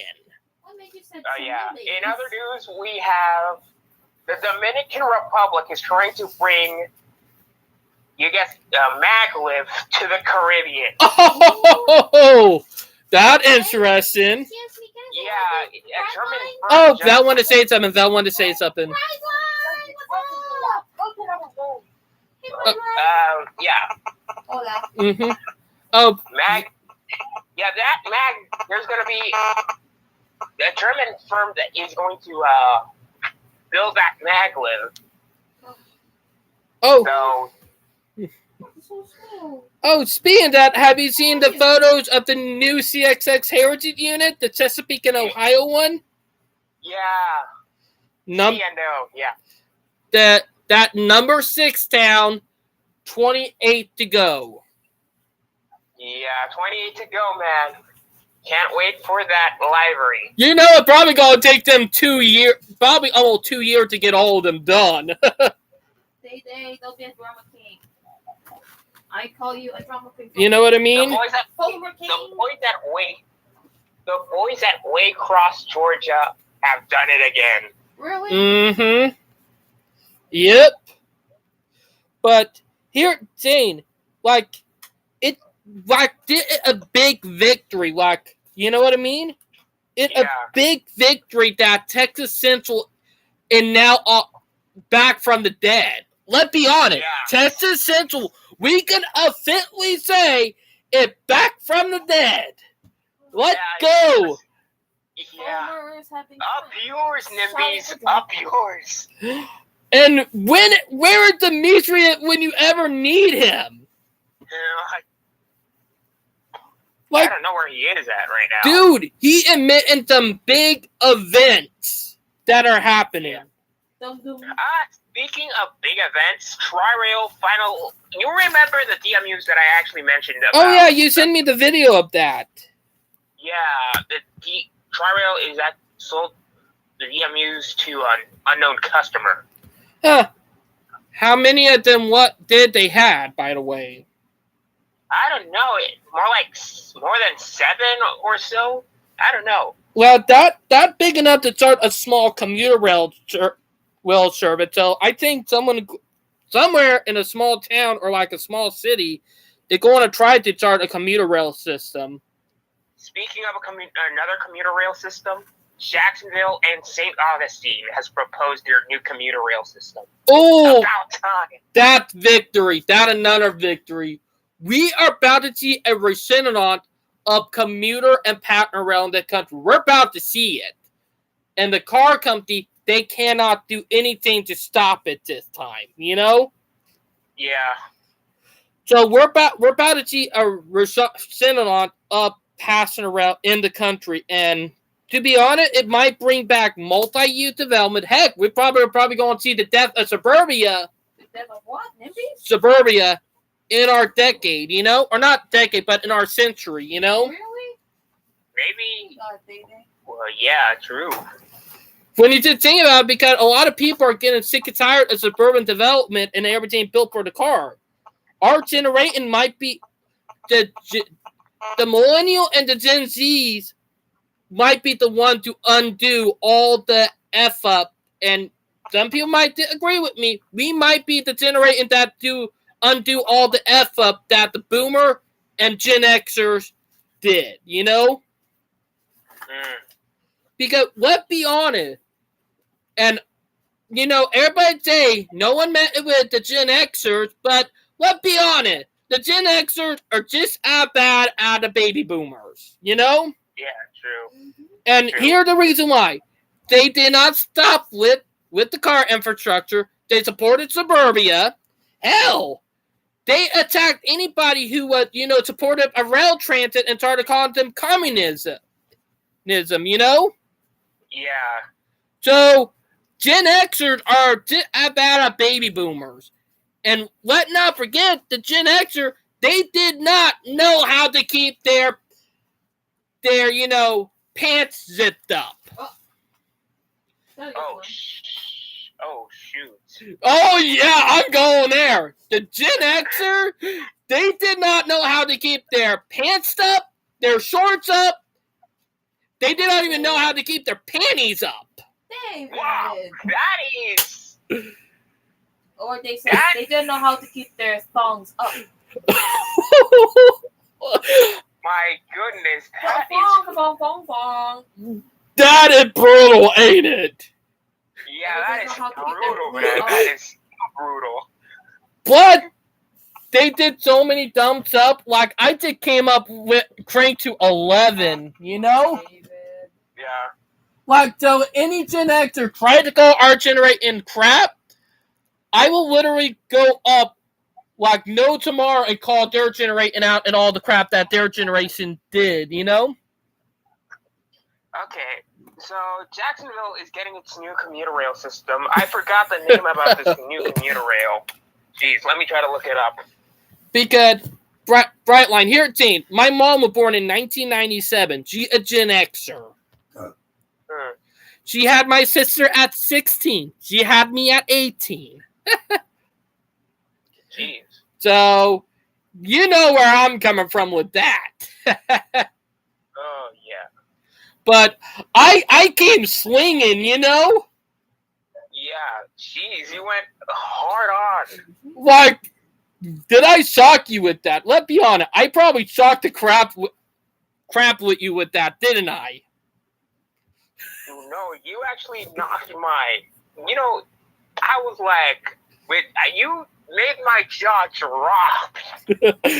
Oh, dude.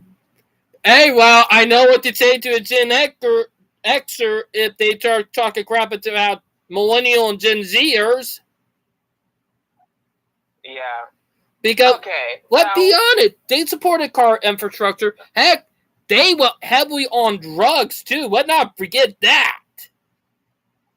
Okay, this commuter rail project that Jacksonville is proposing is called the Florida North Coast Commuter Rail, which goes from San Mark, from JRTC down to SR 312. Ooh. That good. There are identified station locations and there are stations under study. Mm-hmm. So I'm gonna send that through Instagram. So you can take a look at it. I know, but this is a big victory. You know, I'm not gonna lie. The stuff that is going on right now is big victories, and we're getting big victories left and right. Am I right? Right. The Florida North Coast Commuter Rail will be run on FEC trackage.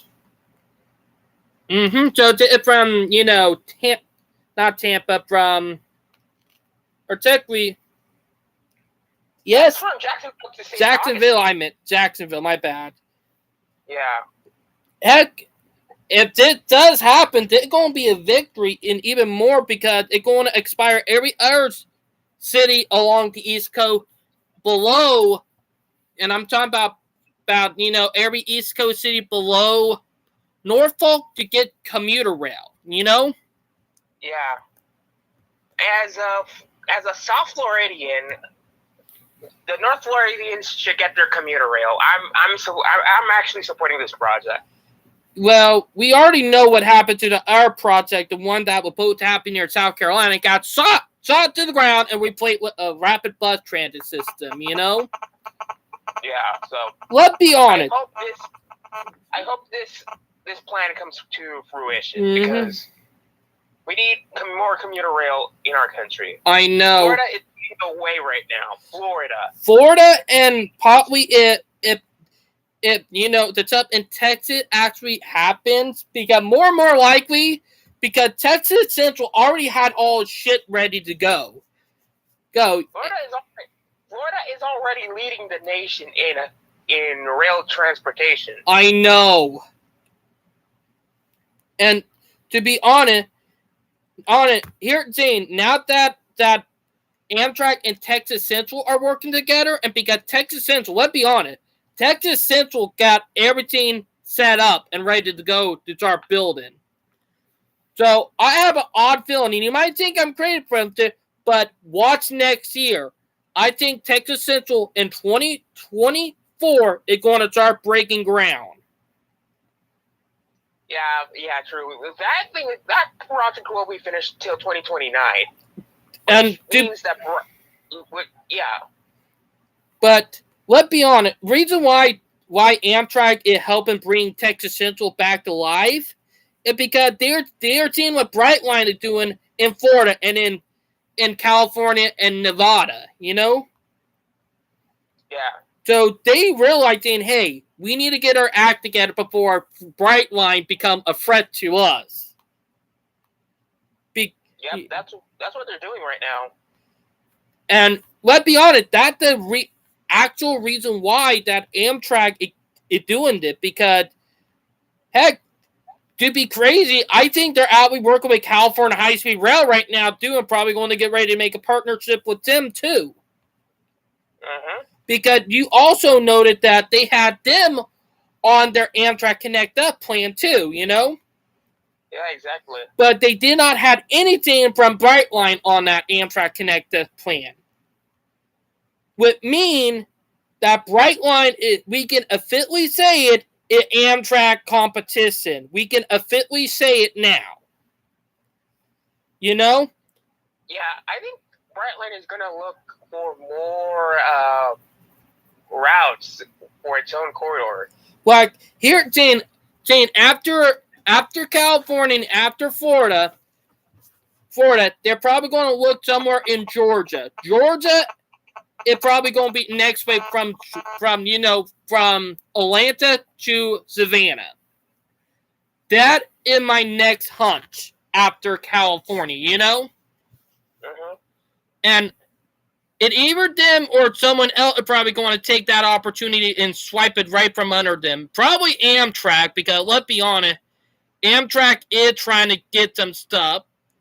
Then Amtrak is still talking about trying to do that scene from Atlanta to Charlotte. That'll be another thing that Brightline will probably swoop from right under them. But we can officially say that Amtrak now have competition. We can aptly say it now, you know? And that Brightline.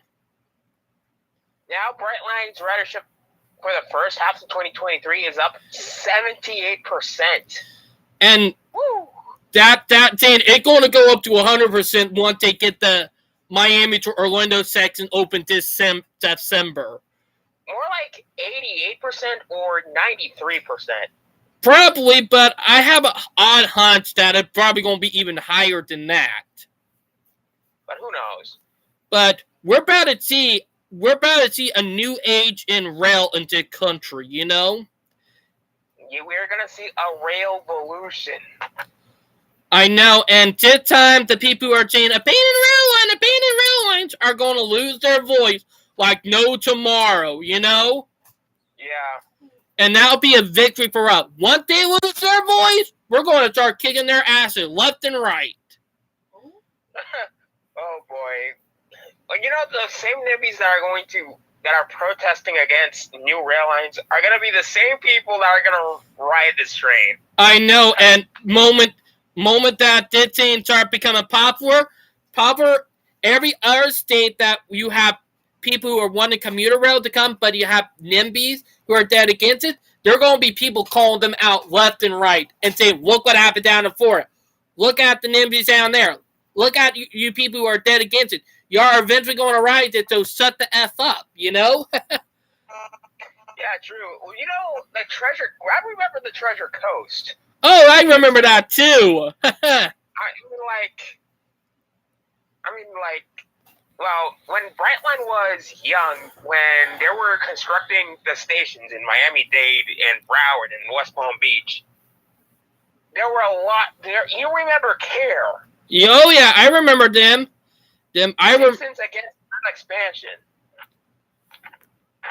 Like I haven't heard a peep from them ever since 2018. You want to know why I was talking about it? But it was because of Demetria video.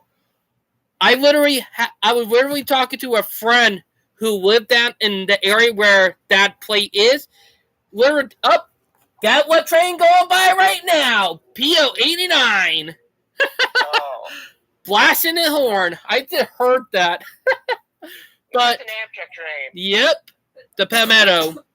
But let me get back to it. Like, he lived down there and he had big rail transit supporter. But also, I will bring up someone else. He had a friend who watched Demetria video, and they were going around getting ready to head to the Brightline station, and there are still some NIMBYs around there in the Golden Coast. One of them started complaining, and my friend and his buddy who watched Demetria video talk about it, literally kicked the guy a new one, mortificatedly, and lectured him and literally tore him a new behind.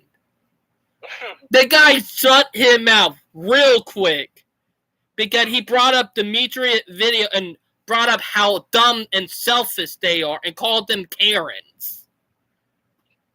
Boy, bro's been real quiet since that dropped.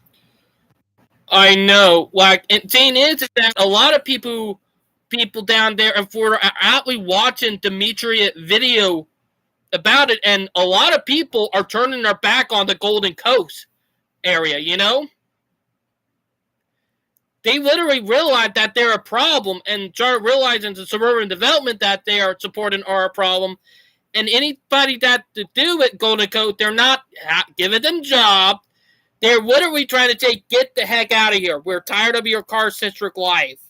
Like, literally, the people are turning on the Golden Coast NIMBYs like vultures. Like, Yeah, the Treasure Coast has stopped. I haven't heard a peep from them since 2018. Now they want a station there. I know. Reason Probably why, we're gonna get that. you want to know why they want a station? It's to shut the people who are going after them like vultures up. They literally have people who are transit supporter going after them. They're losing jobs from people who don't live in the Golden Coast. They are trying to save their asses from their town from going under because of their stupidity being against this, you know? Yeah, looks like the Treasure Coast would not want to, don't want to go right behind, don't want to be left behind on the station. And also the reason why, and let's be honest, they got their ass whooped when it comes to transit supporters. Also, the people who before, against the rail, all of them got called out. All of them got in trouble with corruption charges, Uh-huh. But let's be honest. Dimitri needs to come back. He needs to come back. Where's Ben Baldanza, the CEO of Spirit? Oh, God. Oh. Probably a Oh, my- NIMBY. Yeah, he's a NIMBY too. I'm like, dude, your airline is a freaking mess right now. I know. Spirit is actually getting ready. What I'm hearing about the career bankruptcy. Jeez. So that karma right there for them trying to screw over rail. Yeah. A lot of Okay. people who are trying to screw over rail are outly getting screwed themselves, Yeah. Like, it literally karma, you know what I mean? Yeah. Speaking of karma, guess who got their karma? Who? Just Stop Oil. Oh, damn, I seen that video. I'm like, good. That is delicious karma. Like, if they want to stop oil, what they need to do is support rail transit, support walkable areas, support stuff that don't involve roads, support mixed-use developments. Like, common sense would tell you if you want to stop oil, you need to support something that is dead against oil and what it's based on with car infrastructure. You know what I mean? Yeah. That makes sense. Am I right? You're right. And just stop pissing everyone off. I know. It's crazy when you think about it. You know what I mean? Yeah. But here, Jane, you remember the guy who I can't remember, Jane, who kept on denying Texas Central in Texas? Ken Paxton. Yeah, the one who ran the court system and all that. He right now facing life in prison, you know? Mm-hmm. You want to know why? Corruption charges. My goodness. So not even that the guy who was being paid from the oil company is now facing life in jail with no parole. And he literally watching but Texas Central be brought back to life. So it's a pretty bad time for him, you know? Yep. And it even worse time for the oil company because now they can't even stop it. You know? Yeah. Like Mike Pence is going to jail on corruption, you know? Mm. And that a victory for the railroading community, you know? In Texas. Yeah. Like, the guy was a shitbag because we all knew he was being paid by the oil company to, you know, to deny, you know, Texas Central. We all knew it. Am I right? Right. So about this CNO livery, this new heritage unit, I kind of like it so far. Oh yeah, that I have to agree with. I saw an image, well, a photo of a Penn Central unit in CSX colors. Oh God. Oh yeah, that right. They also have that too. I forgot because CSX shared that too because Conrail, well, you know, like Norfolk Southern and CSX both have some of the same railroads, you know? Yeah. Because if you remember, Conrail was formed from multiple fallen flag railroad, even from Pan Am, you know? Yeah. We got Pan Am, Penn Central, New York Central, Pennsylvania Railroad. With we're probably going to see one. We're probably going to see a Pennsylvania heritage unit from CSX2. Also, a Pan Am heritage unit. Yeah. We're probably going to see a Pan Am heritage unit too. You know. Yeah. Atlantic Coastline heritage unit. I know. CSX got 6 down and 28 to go. Yeah. But my favorite is the Seaboard Airline unit, or possibly the Seaboard Coastline unit. Oh yeah, they're going to be interesting. Actually, if I'm right, they got the Seaboard Airline unit done. That's the first one was the Seaboard System. Yes. The others, I'm talking about the Seaboard Coastline and the Seaboard Airline, both which were. The Seaboard Airline was pre-merger. It was the OG railroad of the Seaboard. I know, and saying is that it's crazy that how much CSX is doing, and you know, and also I was talking to one of the IRL fan earlier before I called you with Griffin, who lived up in New England. He told me that there's no way that the Mountain Division up there in New Hampshire will be reopened again, but I actually brought a bombshell because I was talking to a friend who talked to the CEO of CSX. They're planning to rebuild that line, and if the state of Maine and New Hampshire tried to say, nah, you can't, CSX actually got a trick up their sleeve. They found some dirty crap on New Hampshire and Maine. That way, if New Hampshire and Maine said, stop, we don't want this being reused and we want to keep it a bike trail, CSX saying, no.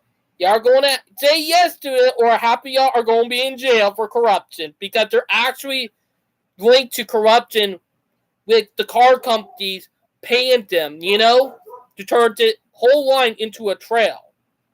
My goodness, the car companies are going to be so angry right now. The car company, they are turning a real like, heck, it's kind of funny because the guy who is CEO actually worked for a car company, you know? Yeah, that's kind of funny. So he realized and he said, oh my God, the thing that I used to build, it causing the downfall of our country. He probably realized it and said, nah, I'm going on the right side of history. I want to be on the right side of history, you know? Yeah. So he is going after everything that is against rail right now. Heck, have you noticed he's actually trying to work with Amtrak too? Nice. Hey, I hope he ends PSR in his railroad. He actually is. He's slowly doing it, but it actually is happening. Yeah. I know there's going to be a lot of twists and turns. There's going to be some obstacles along the way for that to happen, but I know, but it's going to take. He done told some of the guy it's going to take about 2 to 4 years before they finally complete getting rid of PSR. He said how the last couple of people before him, they had it real deep in, and it was pretty bad. He said that it's going to take a couple years before they finally remove all of it. He said they can't do it all right now because it will really screw everything up. yeah, true. So he's slowly working his way out there. Oh, speaking of that, did you heard about that wildfire in Hawaii? No, I haven't heard about that wildfire. Well, 100 people are reported dead in Hawaii from a wildfire on one of the islands. Jeez. It in town, I can't remember. The island name begin with an Lhaina, but the island in Hawaii it decimated. You know, Oof. like literally, it pretty bad. Yeah. Like death toll is still going up. There are people still missing. I actually sent you a video link from Hawaii. All right, then. But you can watch that later on. But it's talking about the wildfires in Hawaii. That man is still looking for his missing wife in Hawaii from the wildfires. Yeah. Oh, the NFL preseason football is coming back. Oh, yeah, I This noticed year. that. I mean, the Dolphins lost to Atlanta. 9-2. I remember it was like 9-19 or 6-19. Heck, I remember the game from last year. You know, the last game before the NFL season last year ended?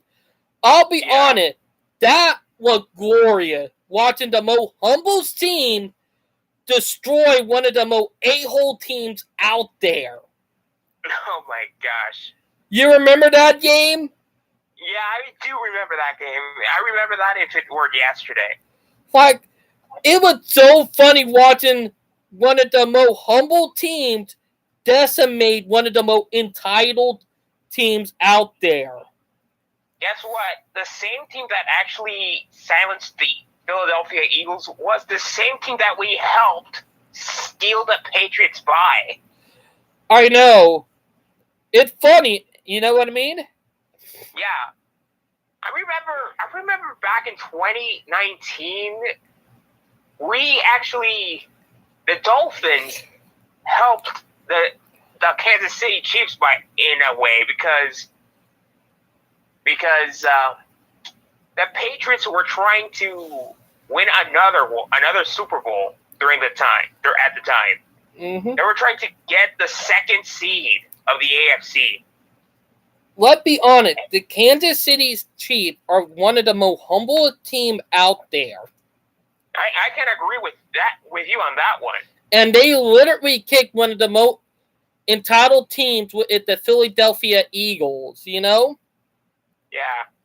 Like, the Eagles, they're some of the most entitled player, and their fans are some of the most entitled and rooted player, and watching their team to get decimated by the Chiefs, one of the most, humble and, good spirit teams out there, just watching them decimate one of the worst teams. And sorry for the Eagle fans out there, y'all team suck, and y'all are mostly entitled brats, get decimated but enjoyable.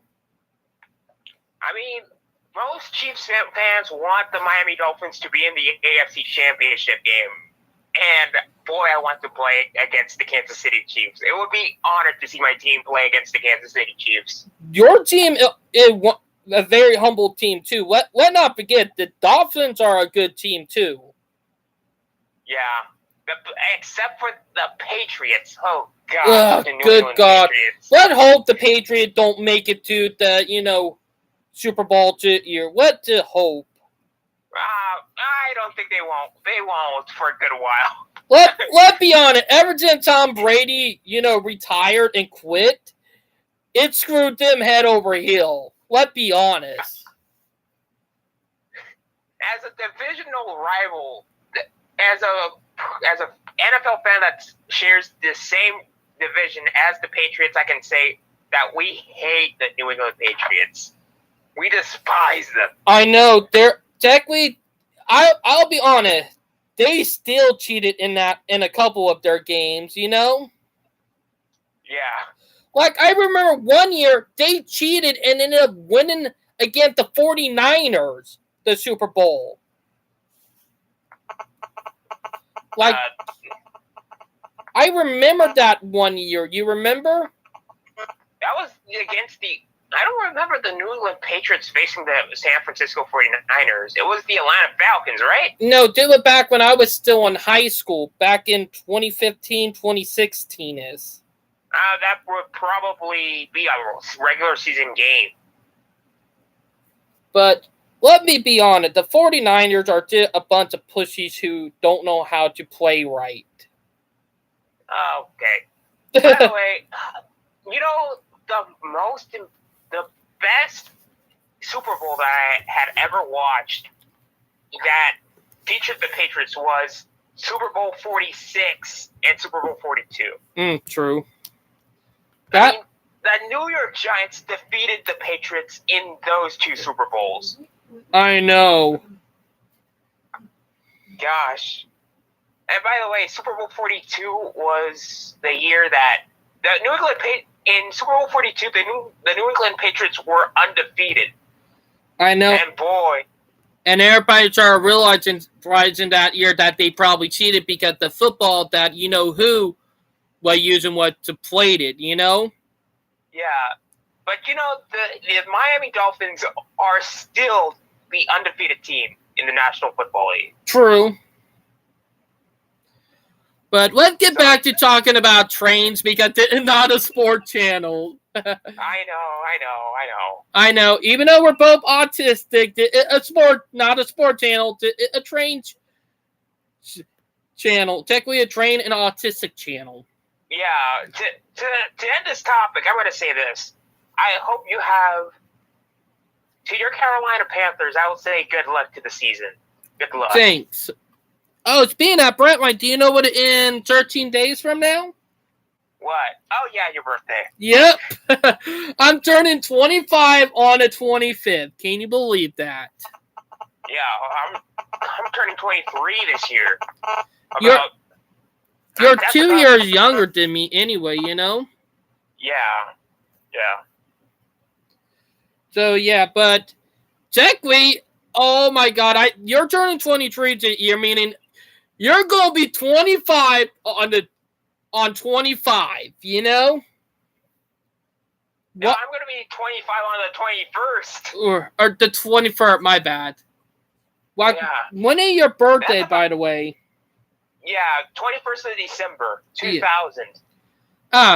Hey, even though you're born on the 1st of December, you'll be turning 25 in 2025, Yeah. The thing that would have been funny if you were turning 25 on Christmas, Yeah, that could. Yeah, 25 on 2025. 25, 12, 25. I know, that would have been hilarious to hell and back.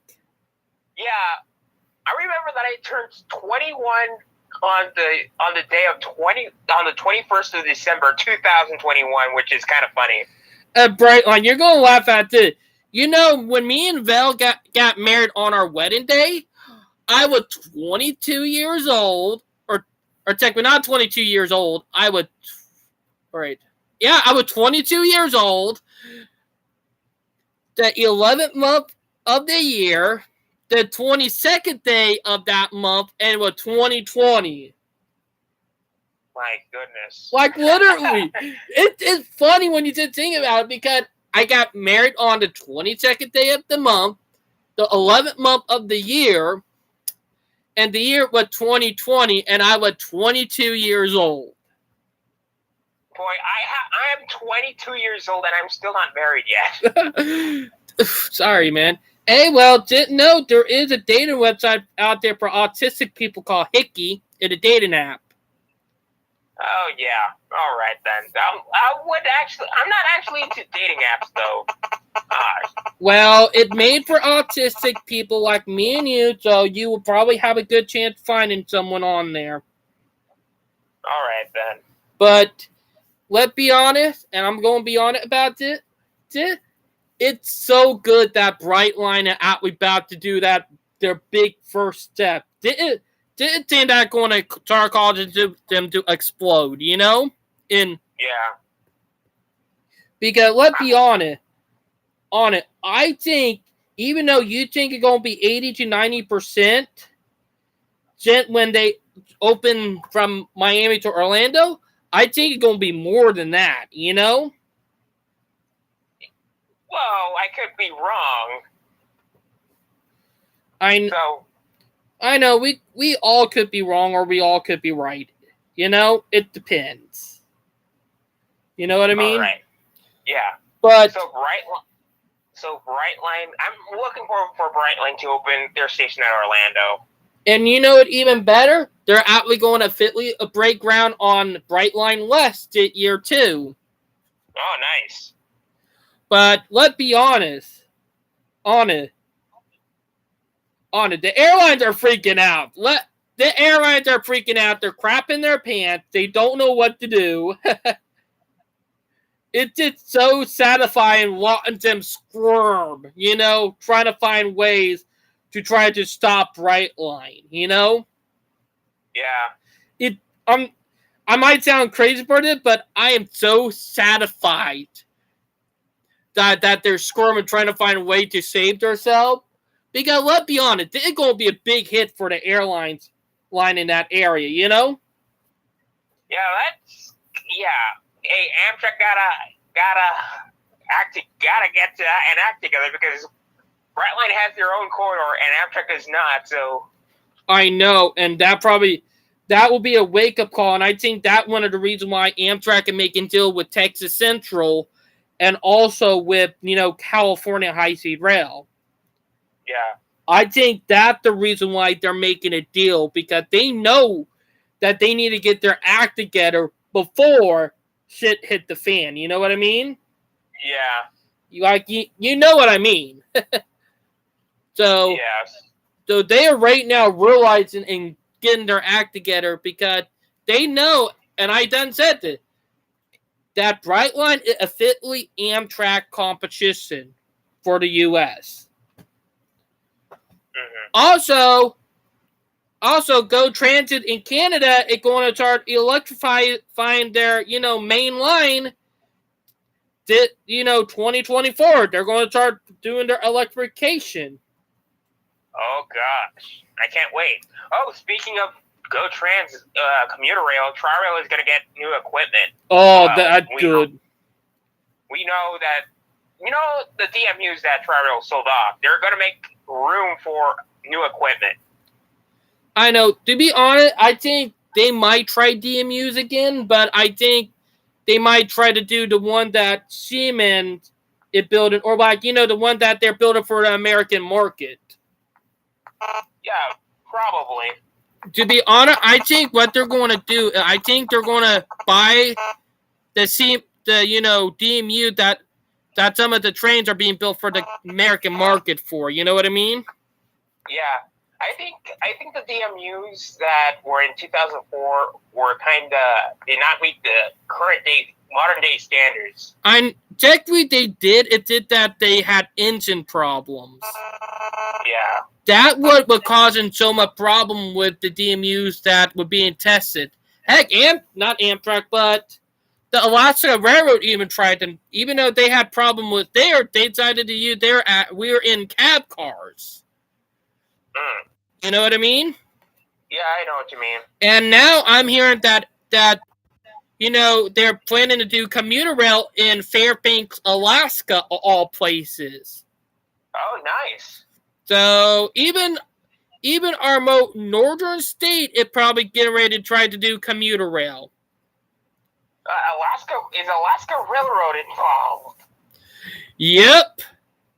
My goodness. So I know about Alaska. there'll be They're the only privatized rail in America right now. Alaska Railroad. technically they're not privatized, they're owned by the state. Oh, You never knew that, didn't you? I didn't know that. So, and technically there'll be another freight railroad, or technically another freight railroad with a commuter rail. Like we have SMART in California, Yeah. and now we got, the Finger Lakes up in, in New England, Uh-huh. So a lot of stuff is happening. Partner Rail making a comeback. So a lot of big stuff is happening. Okay, so I actually shared a map about the South. Boy, did that map got us wrong. What is that? The train rail map? No, the map. I mean, the guy who thought that Texas doesn't, that Florida doesn't belong in the South. I know. That was so funny. I mean, yeah. When you're in South Florida, the accent is more like a northern accent. The more north you go, the more southern it gets. Like, literally. And seeing it's that South Carolina is a part of the South. North Carolina, even though North Carolina is part of the South.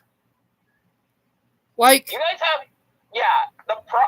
the irony here is, I'm a South Floridian. I'm more southerner than it gets. Florida is the most southernmost state in the United States. I know, and it's so.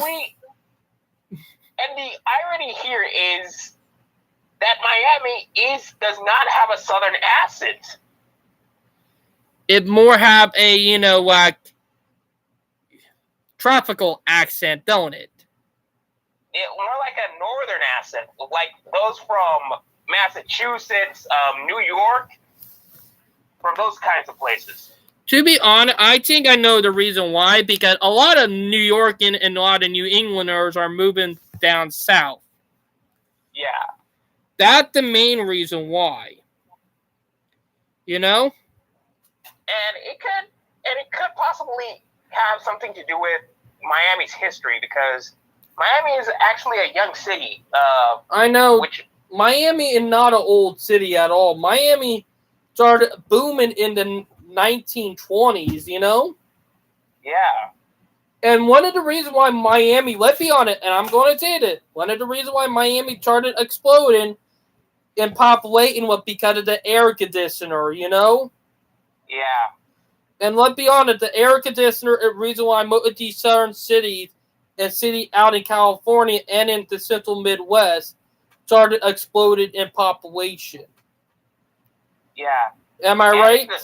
Yeah, you're absolutely right. I mean, in South Carolina, you can have a southern accent, for example. I know, and funny thing is that I'm going to bring it up in the map. That map was so wrong because South Carolina is part of the South.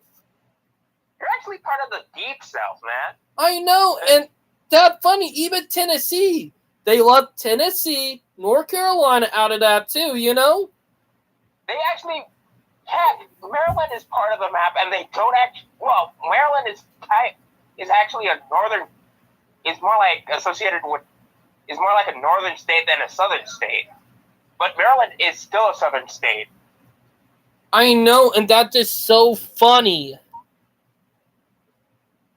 Like, how come they're doing that crap? You know what I mean? Yeah. Like, it's just so funny when you just think about it. Yeah, it's so funny. They even left out Virginia. I know. Technically, Virginia that part I have mixed feelings on because that would not be part of the South anyway. Because you're trying to get in East Coast, territory right there. You know what I mean? Yeah. So that one in mix right there. But And we got those states that we don't mention that are part of the South, but they don't get mentioned in the city as part of the South. mm-hmm. I will actually mention Oklahoma, New Mexico, and Arizona. They're part of the Southwest. And and Brightline, here thing I'm going to bring it up. You know, funny thing is, the Civil War actually ended a couple months after. And it would not end it ended in Oklahoma. Not with people who are saying in the history book when it ended, that a lie. The Civil War actually ended in Oklahoma, and it was because the war kept on going about a couple months after the. I can't remember, but the guy who surrendered, but the last guy who surrendered was a Native American, you know? Yeah. Did not know that. Never knew that, didn't you? But I didn't. But yeah, I can show you stuff later on, but I'm not going down that rabbit hole, you know? Yeah, true. Well, I don't need YouTube, you know, going after me for saying that's crap. By the way, there was actually I remember that Florida did not do anything in the Civil War, although they did have a regiment. That I'll be honest, was kind of funny. But let's not talk about the Civil War stuff. I don't want to get oofed from YouTube. Yeah, true. Let's continue with trains. But the airline, they're grabbing their pants. Let's be honest. They're pooping and peeing their pants, realizing that they're effed. They're realizing that they're effed. They realize that they're doomed, you know? Yeah. And they're going to try everything they can to try to save as much money as they can. Heck, we're probably going to watch an example, and you might think I'm crazy, but we're going to have probably, you know, people who are going to see what's going on in Florida saying, hey, we need inner city trains here. Inner city train there. We're probably going to see that start to explode everywhere. You know what I mean? And let's be honest, we're going to see a lot of railroad explosion, you know? Yeah. And the airline, they're freaking out about it, you know? Yeah, I know. Heck, to be honest, I think, you know, you might think I'm crazy, but I think Amtrak are probably going, with them helping Texas Central, I think they're probably going to start helping California High-Speed Rail, you know? Yeah, true. Oh, and by the way, Amtrak should actually expand the Cascadia, the Amtrak Cascades route. To be honest, I have to agree with that. I mean, like, they should actually start extending the route all the way up to Canada. No, all the way up to Alaska. All the way up to Fairbanks. True. Because there is no Amtrak station in Alaska. Let's be honest. If they are going to do that, they're going to have to work with Via Rail too, you know? So it's probably going to end up with a shared, you know, sharing the route, you know, into Canada. Yeah. So they're probably going to have to work with Via Rail on that, you know? Yeah, true. And then there is no train tracks going into Alaska that are standard gauge. There is the narrow gauge tracks with the White Patent Yukon Railroad. You know what railroad I'm talking about. Oh, yeah. That is a narrow gauge railroad. That is a tourist railroad in Alaska that go into Canada into Whitehorse. Oh, okay. But my thing is that they will have to build a whole track system from the ground up, coming from the New York rail line in Canada to get to the Alaska Railroad. Yeah. I do have two options that are very close. One of them actually hold. Let me go to Google Maps real quick to look because I have this spot saved on Google Maps. Oh, I see. Because I am a heavy Google Map user back in the day. I'm still a little heavy in it. But, alright. The area I'm looking at is right.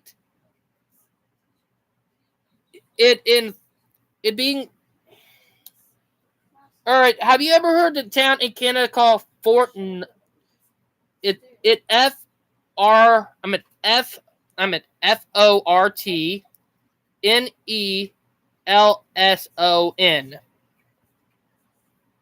Oh.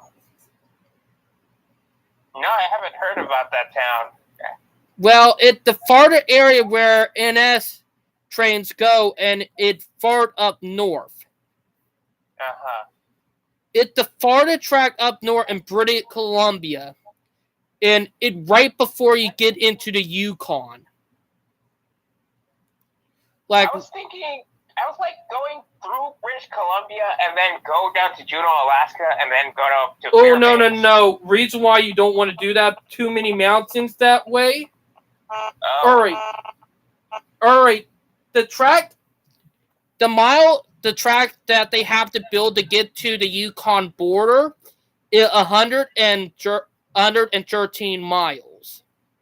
Oh, I see. So that's the closest, if you know what I mean.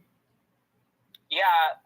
That's the closest tracks, and also the crazy thing is that the mountains are not as bad in that direction. So you have literally from where Dip begins, pretty smooth area. Like you can literally follow up right before, and they're like a little area that you can follow in to get into the Yukon.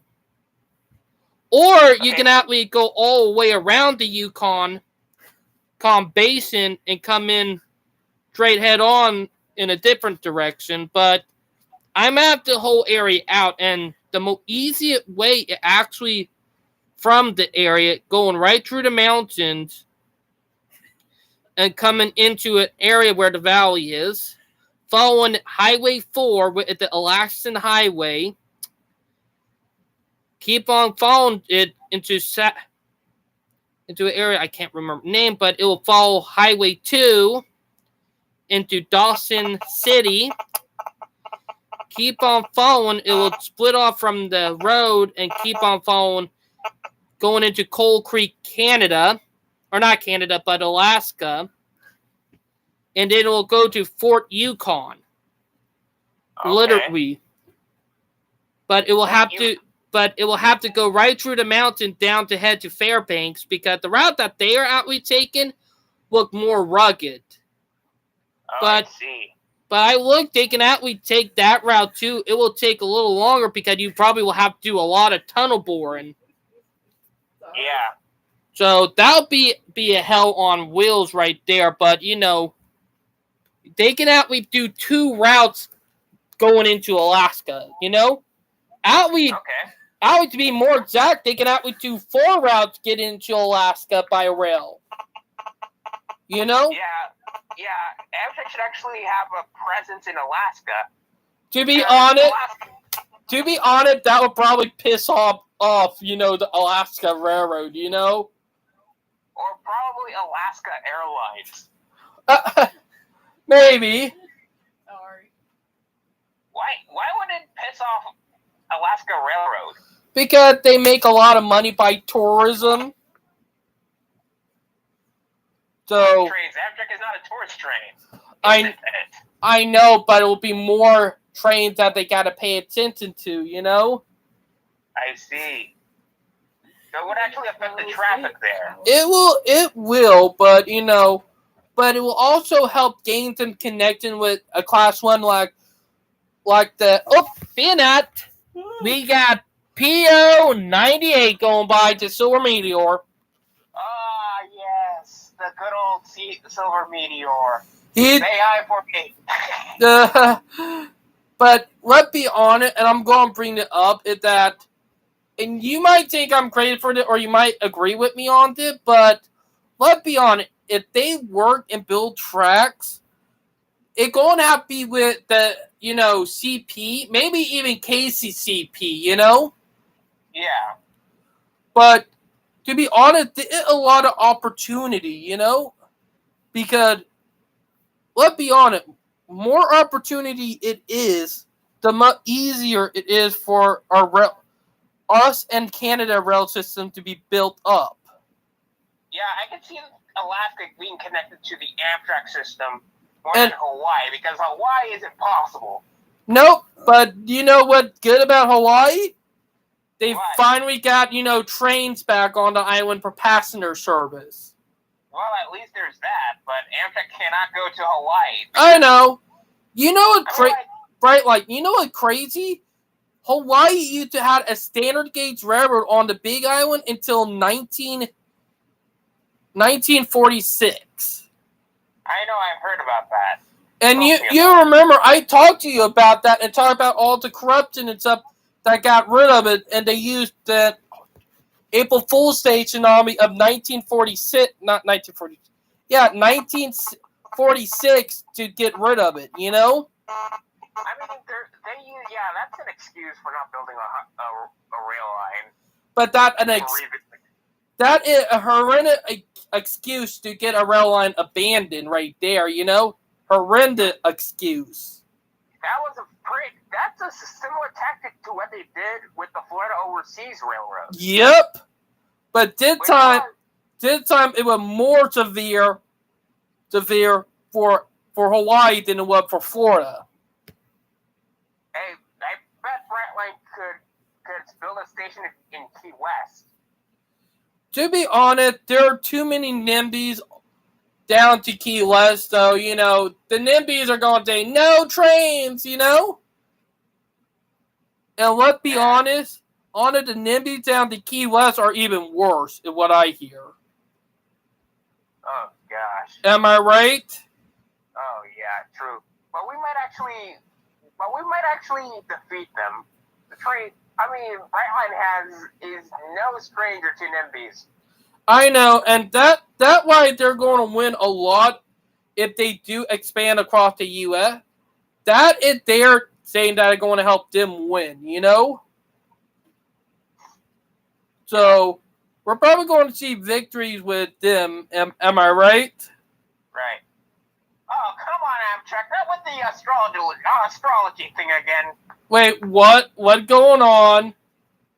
Amtrak Virginia astrology. You gotta be kidding me, Amtrak. What is that, by the way? I mean, who the heck would do that? I'm gonna send you this to your Instagram. So. All right, I want to ask, what is that about? Like astrology, I don't know, man. I don't want to hear about it. Oh God. Amtrak,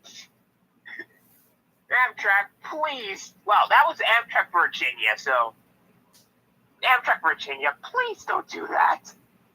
Oh, I'm looking at this. Oh, that's funny. Yeah. That is funny, right there. Well, at least they used an advertising campaign for the astrology girls. That funny. Yeah, true. I didn't see this one coming from Amtrak Virginia. Mm-hmm. Kind of figured it too, because let's be honest, most of them are funny. But it's crazy, you know what I mean? Yeah, that kind of baffles me there. I know, that actually kind of did the same for me too. Oh, gosh. Like, it did the same, but it's funny. But yeah. Speaking of that. DFW. Okay, let me try to send you a meme from Metro Los Angeles. All right.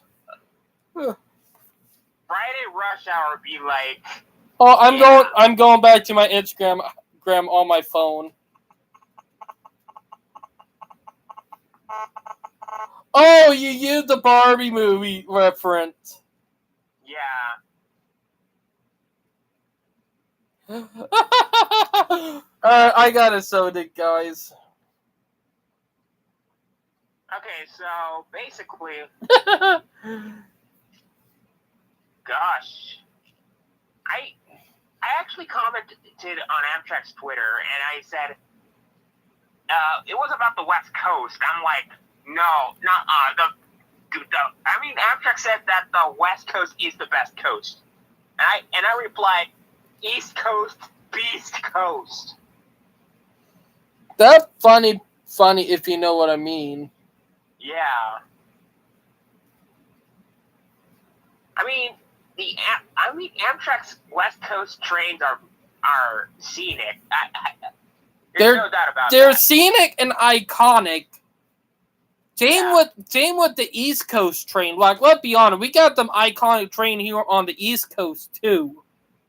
Hey, Amtrak better cause a civil war, East versus West. East Coast trains versus West Coast trains. Oh God, that would be awkward. Yeah, that could be awkward. I'd rather have an East Coast train. To be honest, Western trains are cool. Western trains are cool, but let's be honest, the trains up in the mountains are even more beautiful. Like, I love being up the mountain Brightline, you know? I actually watched a video of Downey Live. Downey Live. It was about the the California Zephyr. Mm-hmm.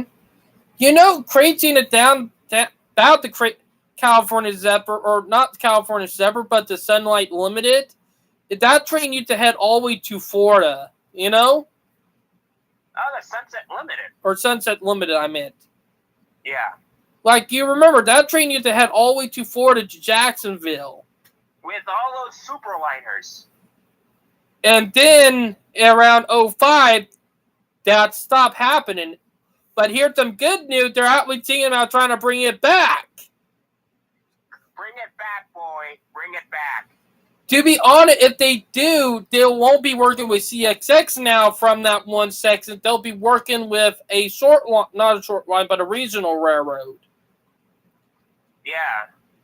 Hopefully, they can talk to the regional railroad and the regional and not a dipshit. I mean, the only train that uses superliners east of the Mississippi is the auto train. Yeah, the auto train. Only train. More than likely, we might have that come back. And here at Fainting, if that happened, you can actually take 2 trains from South Carolina to California again, you know? Yeah. I always talked to a friend, and he said back when he was younger, before 2005, you've been able to take a train from Charleston all the way to not Florida, but from California. And it's crazy when you think about that. Like, wow, it's crazy. Yeah, true. Yeah, first you got to get on the Silver Meteor or the Silver Star to get there. Then you go on the Sunset Limited.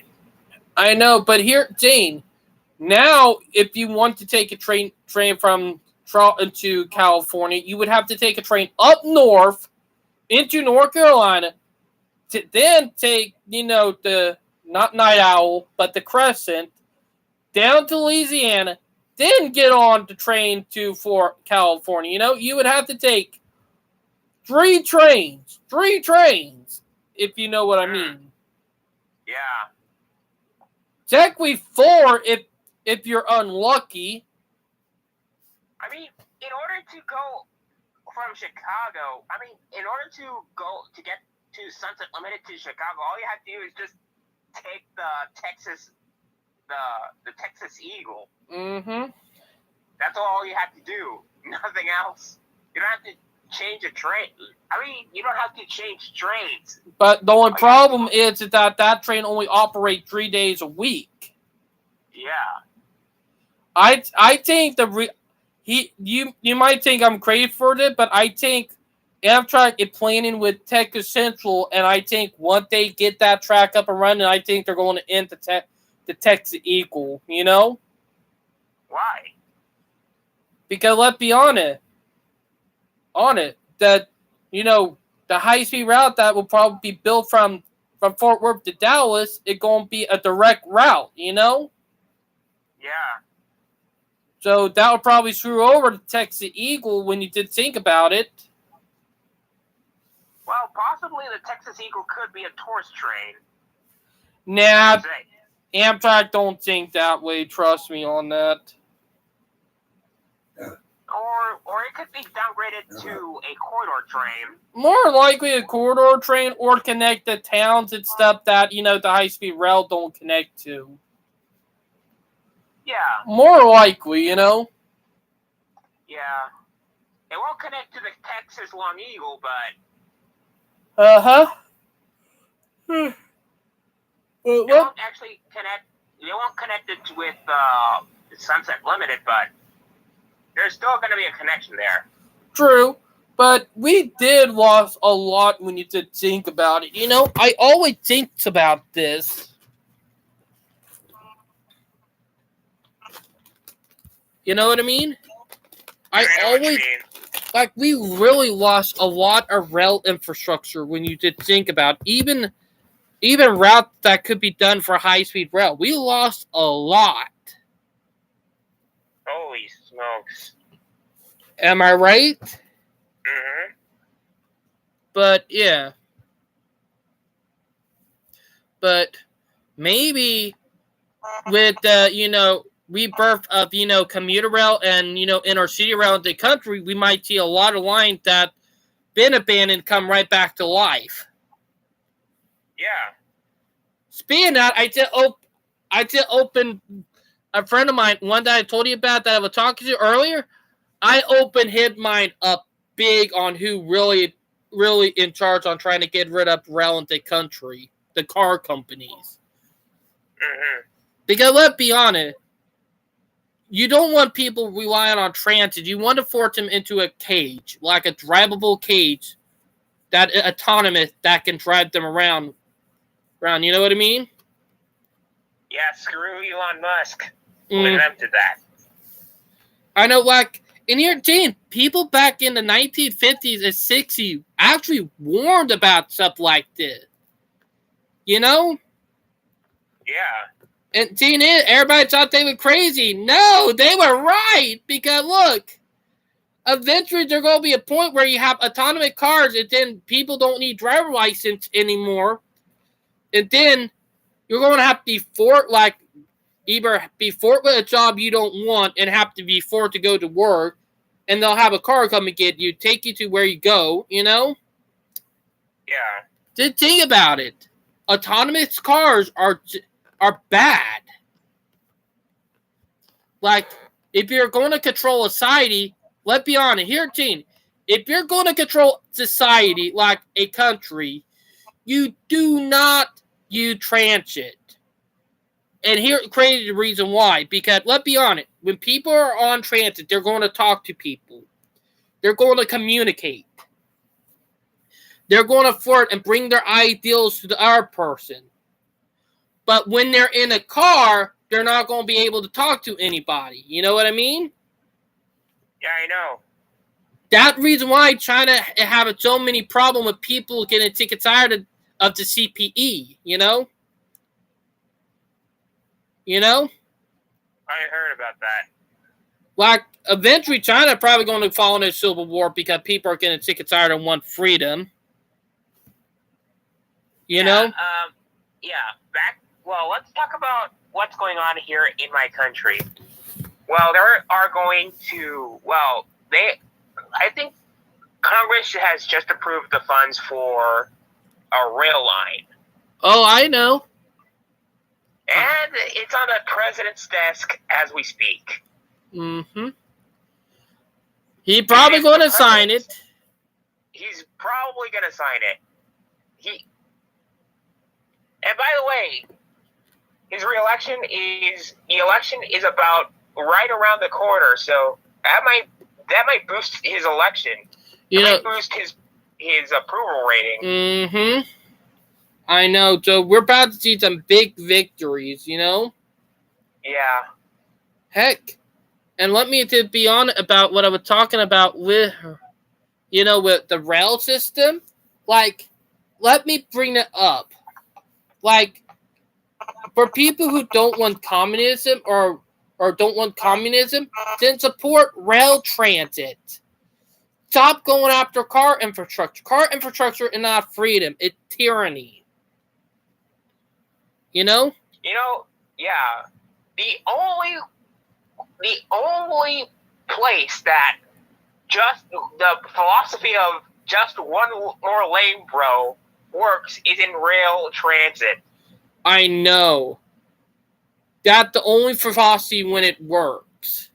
Not in cars, because, let's be honest, it's stupid. Heck, there's even a subreddit called r/fuck cars. There's actually an anti-car collective. On Discord, we're both a part of. Yeah. Then you got,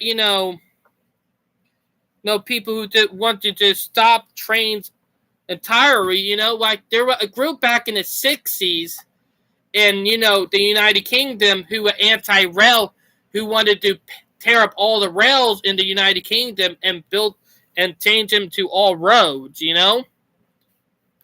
Oh, jeez. Heck, That reminds me of another railway bus from Thomas the Tank Engine.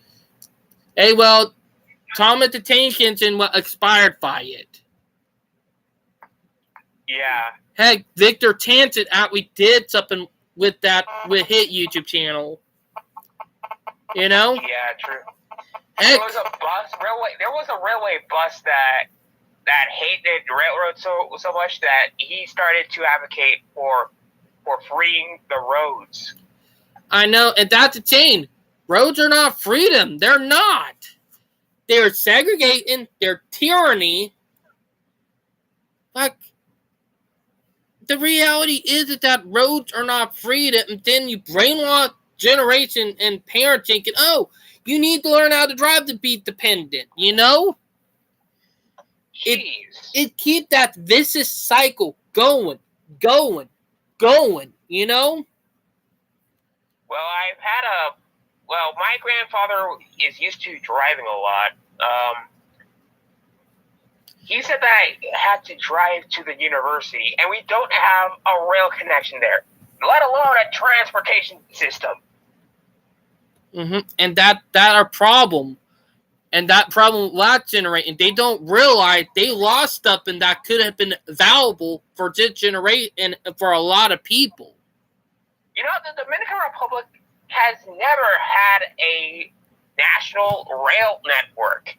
They have railroads, but not a national rail network. Mm-hmm.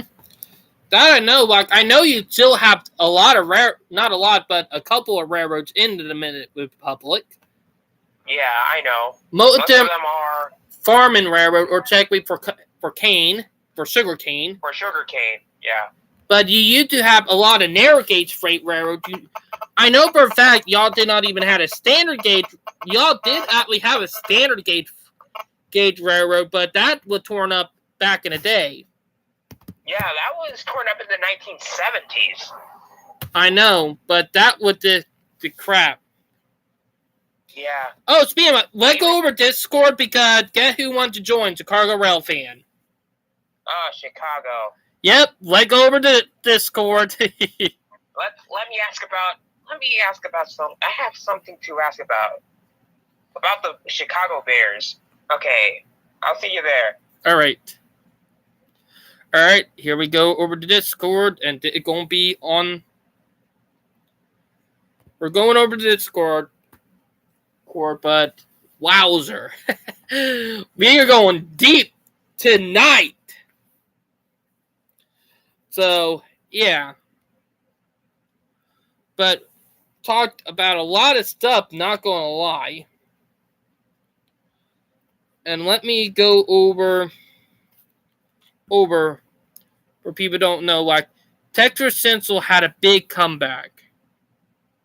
That I'm serious about. So yeah. Oh, Pensy fan left the oof.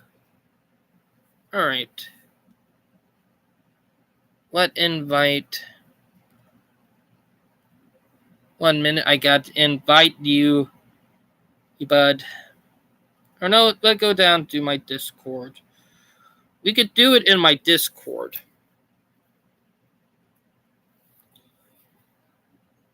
All right. All right, go ahead and join the Discord. Ah, there you are. We have returned. Well, been a long time, Chicago Rail fan. You hear me, right? Yep, also, Brightline fan need to join in too because let's join him in or like invite him. I thought he was on the server. He is. Oh, I see. Let me bring it up. Oh boy, it's been a while. Oh, there he is. Brightline fan. There he is. What's up, Chicago? What's up, Brightline? I have no idea what you're talking about the Bears, by the way. I don't watch football. Oh. So, yeah. Oh, so you just live in an area where, I mean, the Bears are a Chicago thing, but I didn't know that you don't watch football. Nah, I just hate the Packers. Ah, you just hate the Packers. Yeah, no, why not? You know, that's actually, a one Buster time... fan. No. One thing, I remember one time I went to Wisconsin, a friend of mine who was a Bears fan told me to go to Lambeau Field and then flip it off. So I took a picture of that and I sent it to him. So I literally gave Lambeau Field the middle finger. That, I'm not going to lie. You just gave them the Patriots treatment. I I would do that. See? know. Yeah, that was fun. Yeah, I would do the same at Gillette Stadium. Mm-hmm. Hey, Chicago Rail fan, get what is happening in Texas. Well, they make everything bigger in Texas, so I assume the railroad. Well, Yep. Texas Central have evidently been brought back to life. Finally. I was wondering what happened to it. You're not going to believe it. Amtrak is behind it. Why would Amtrak be behind Texas Central? I thought Amtrak's a public company. No. Listen to me, Bright. Like Amtrak made a deal with Texas Central. What was the deal? I don't know what it is, but they were talking about it on a YouTube video from a new channel. Huh. Like, so, did you know what they're talking about then? I think I know what they're talking about. I think they're talking about giving Amtrak right away on their corridor. Why would they do that? Wouldn't they be competing for each other? No. I think Amtrak are trying to make them deals with Texas Central because we can officially say that Brightline is Amtrak competition, and we can officially say that. Brightline and Amtrak giving each other. I mean, yes, in the Florida coast with Brightline down there, but we already know who to win that competition. It's Brightline. Also, reason why I say that is because not Amtrak, but Brightline is fitly going to break ground on the high-speed line from Las Vegas to L.A. coming up later on, you know? I thought they were still working on that. Nope, they're about to break ground. Well, finally. It's been a while for that. I mean, yeah, true. You know, Brightline stole one of the corridors from Amtrak. Yes. And also, Brightline is seeking to steal more corridors from Amtrak. And I think that was one of their wake-up calls saying, hey, we need to get ahead of Brightline before they screw ahead over heel. And I think they're doing this where they're going to have a leg up in Texas in case Brightline decide to pull a move in Texas. Oh, I see. You know what I mean? Does it add up right there, Pinty? Not Pinty, but Chicago Rail fan. Yeah, it does. Because let's be honest, Speaking of, when you have competition that is charging to develop, you do not want it screwing you head over heels. So you need to make sure that you have a leg up or it won't screw you. You know what I mean? Yeah. So I think this is the reason why that Amtrak is making deals with. Oh, that's interesting. You know what I mean? Also, I'm Yeah, about no, I got that. like it makes sense, because Yes. oh, by the way, I just sent you the link to the video. Oh, thanks. Yeah. Okay. I just sent you it. Texas Central and Amtrak. Seeking high-speed rail opportunities. Well, Amtrak already has one venture in Northeast Corridor. Why don't they focus on that? Because I think they got a bigger plan. Because let's be honest, Amtrak is trying to get their act together. Because Brightline was a big wake-up call for them. could this mean there's going to be an Acela in Texas? Oh, I can brother. see that happening. Maybe. Oh, we'll see about that. Maybe. Well, they don't want to, they're not doing anything in Illinois so far because they don't. They scrapped off the plan with the Chicago to Rockford Amtrak service. Which guess what? Guess who's taking over that position? Who? Metra. Ah, that's funny. Did you not hear what's Seriously? Yeah, no. Metro's actually extending their Milwaukee District West line to Rockford. I mean, I'm that's surprised great. Did you not hear about that? Oh yeah, I did heard about that about a couple weeks ago. I forgot it. I was surprised too because I'm like, what's going on here? And apparently it was all Pritzker's idea to expand Illinois' infrastructure. Oh, at least he's doing something. But I know. I didn't expect this. I know. Speaking of, This would be a big victory for Metra too, right here too, because the tracks, even though the tracks are owned by the Wisconsin Southern, those tracks are up in tip-top state. we got They're not owned by Wisconsin. No, wait, no, they're not owned by Wisconsin Southern. They're owned by Union Pacific. Oh I yeah. know those tracks. They go right by the Illinois Rail Museum. Oh. Wisconsin Southern one, that's a different one. Hmm. I know which one you're talking about though. Oh. Wisconsin Southern owns the tracks where Amtrak used to operate the Lake Country Limited, but that goes to Janesville, I know. not Rockford. To be honest, they need to bring that back. Well, the only reason why they didn't is because no one went on the train, and it was only there for freight services, which freight and Amtrak, you gotta be kidding me. That is just the stupidest idea possible. Well, here, Jane, if Amtrak had played their cards right and it said, not done some stupid shit back in the day, and they're going to bring it up.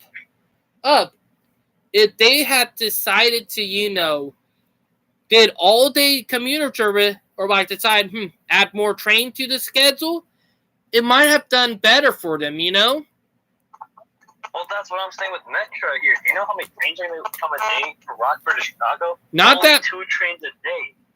2 trains a day from Chicago to Rockford. How is that going to work? So you have 2 trains coming into Chicago, and then 2 trains leaving it. That's worse than their least popular train. Oh boy, I wish they just put more trains onto that. To be honest, if they. Speaking about commuter rails and such, Tri-Rail has sold off its CMUs, and they're actually buying in new equipment. Mhm. What kind of equipment? I don't know which kind, possibly from Siemens or from a Hyundai. Mhm. Who knows? More than likely. Yeah, probably Siemens. Probably. I don't know about Hyundai. And Gene, is it that they are? Let's be honest about the. Gene is with Amtrak, or not Amtrak, but Tri-Rail, that they're probably going to be better off than Metra. Am I right? Well, I mean, they're smaller compared to Metro. Metro is like they're a big rail network. They don't serve a lot of people, but they've got a lot of tracks and a lot of stations. So I wouldn't say size, but maybe profitability, I guess. Profitability, because if Metro play it book right, it can actually do great. The problem is that they are not playing their book right, you know? I guess the extension's part of it.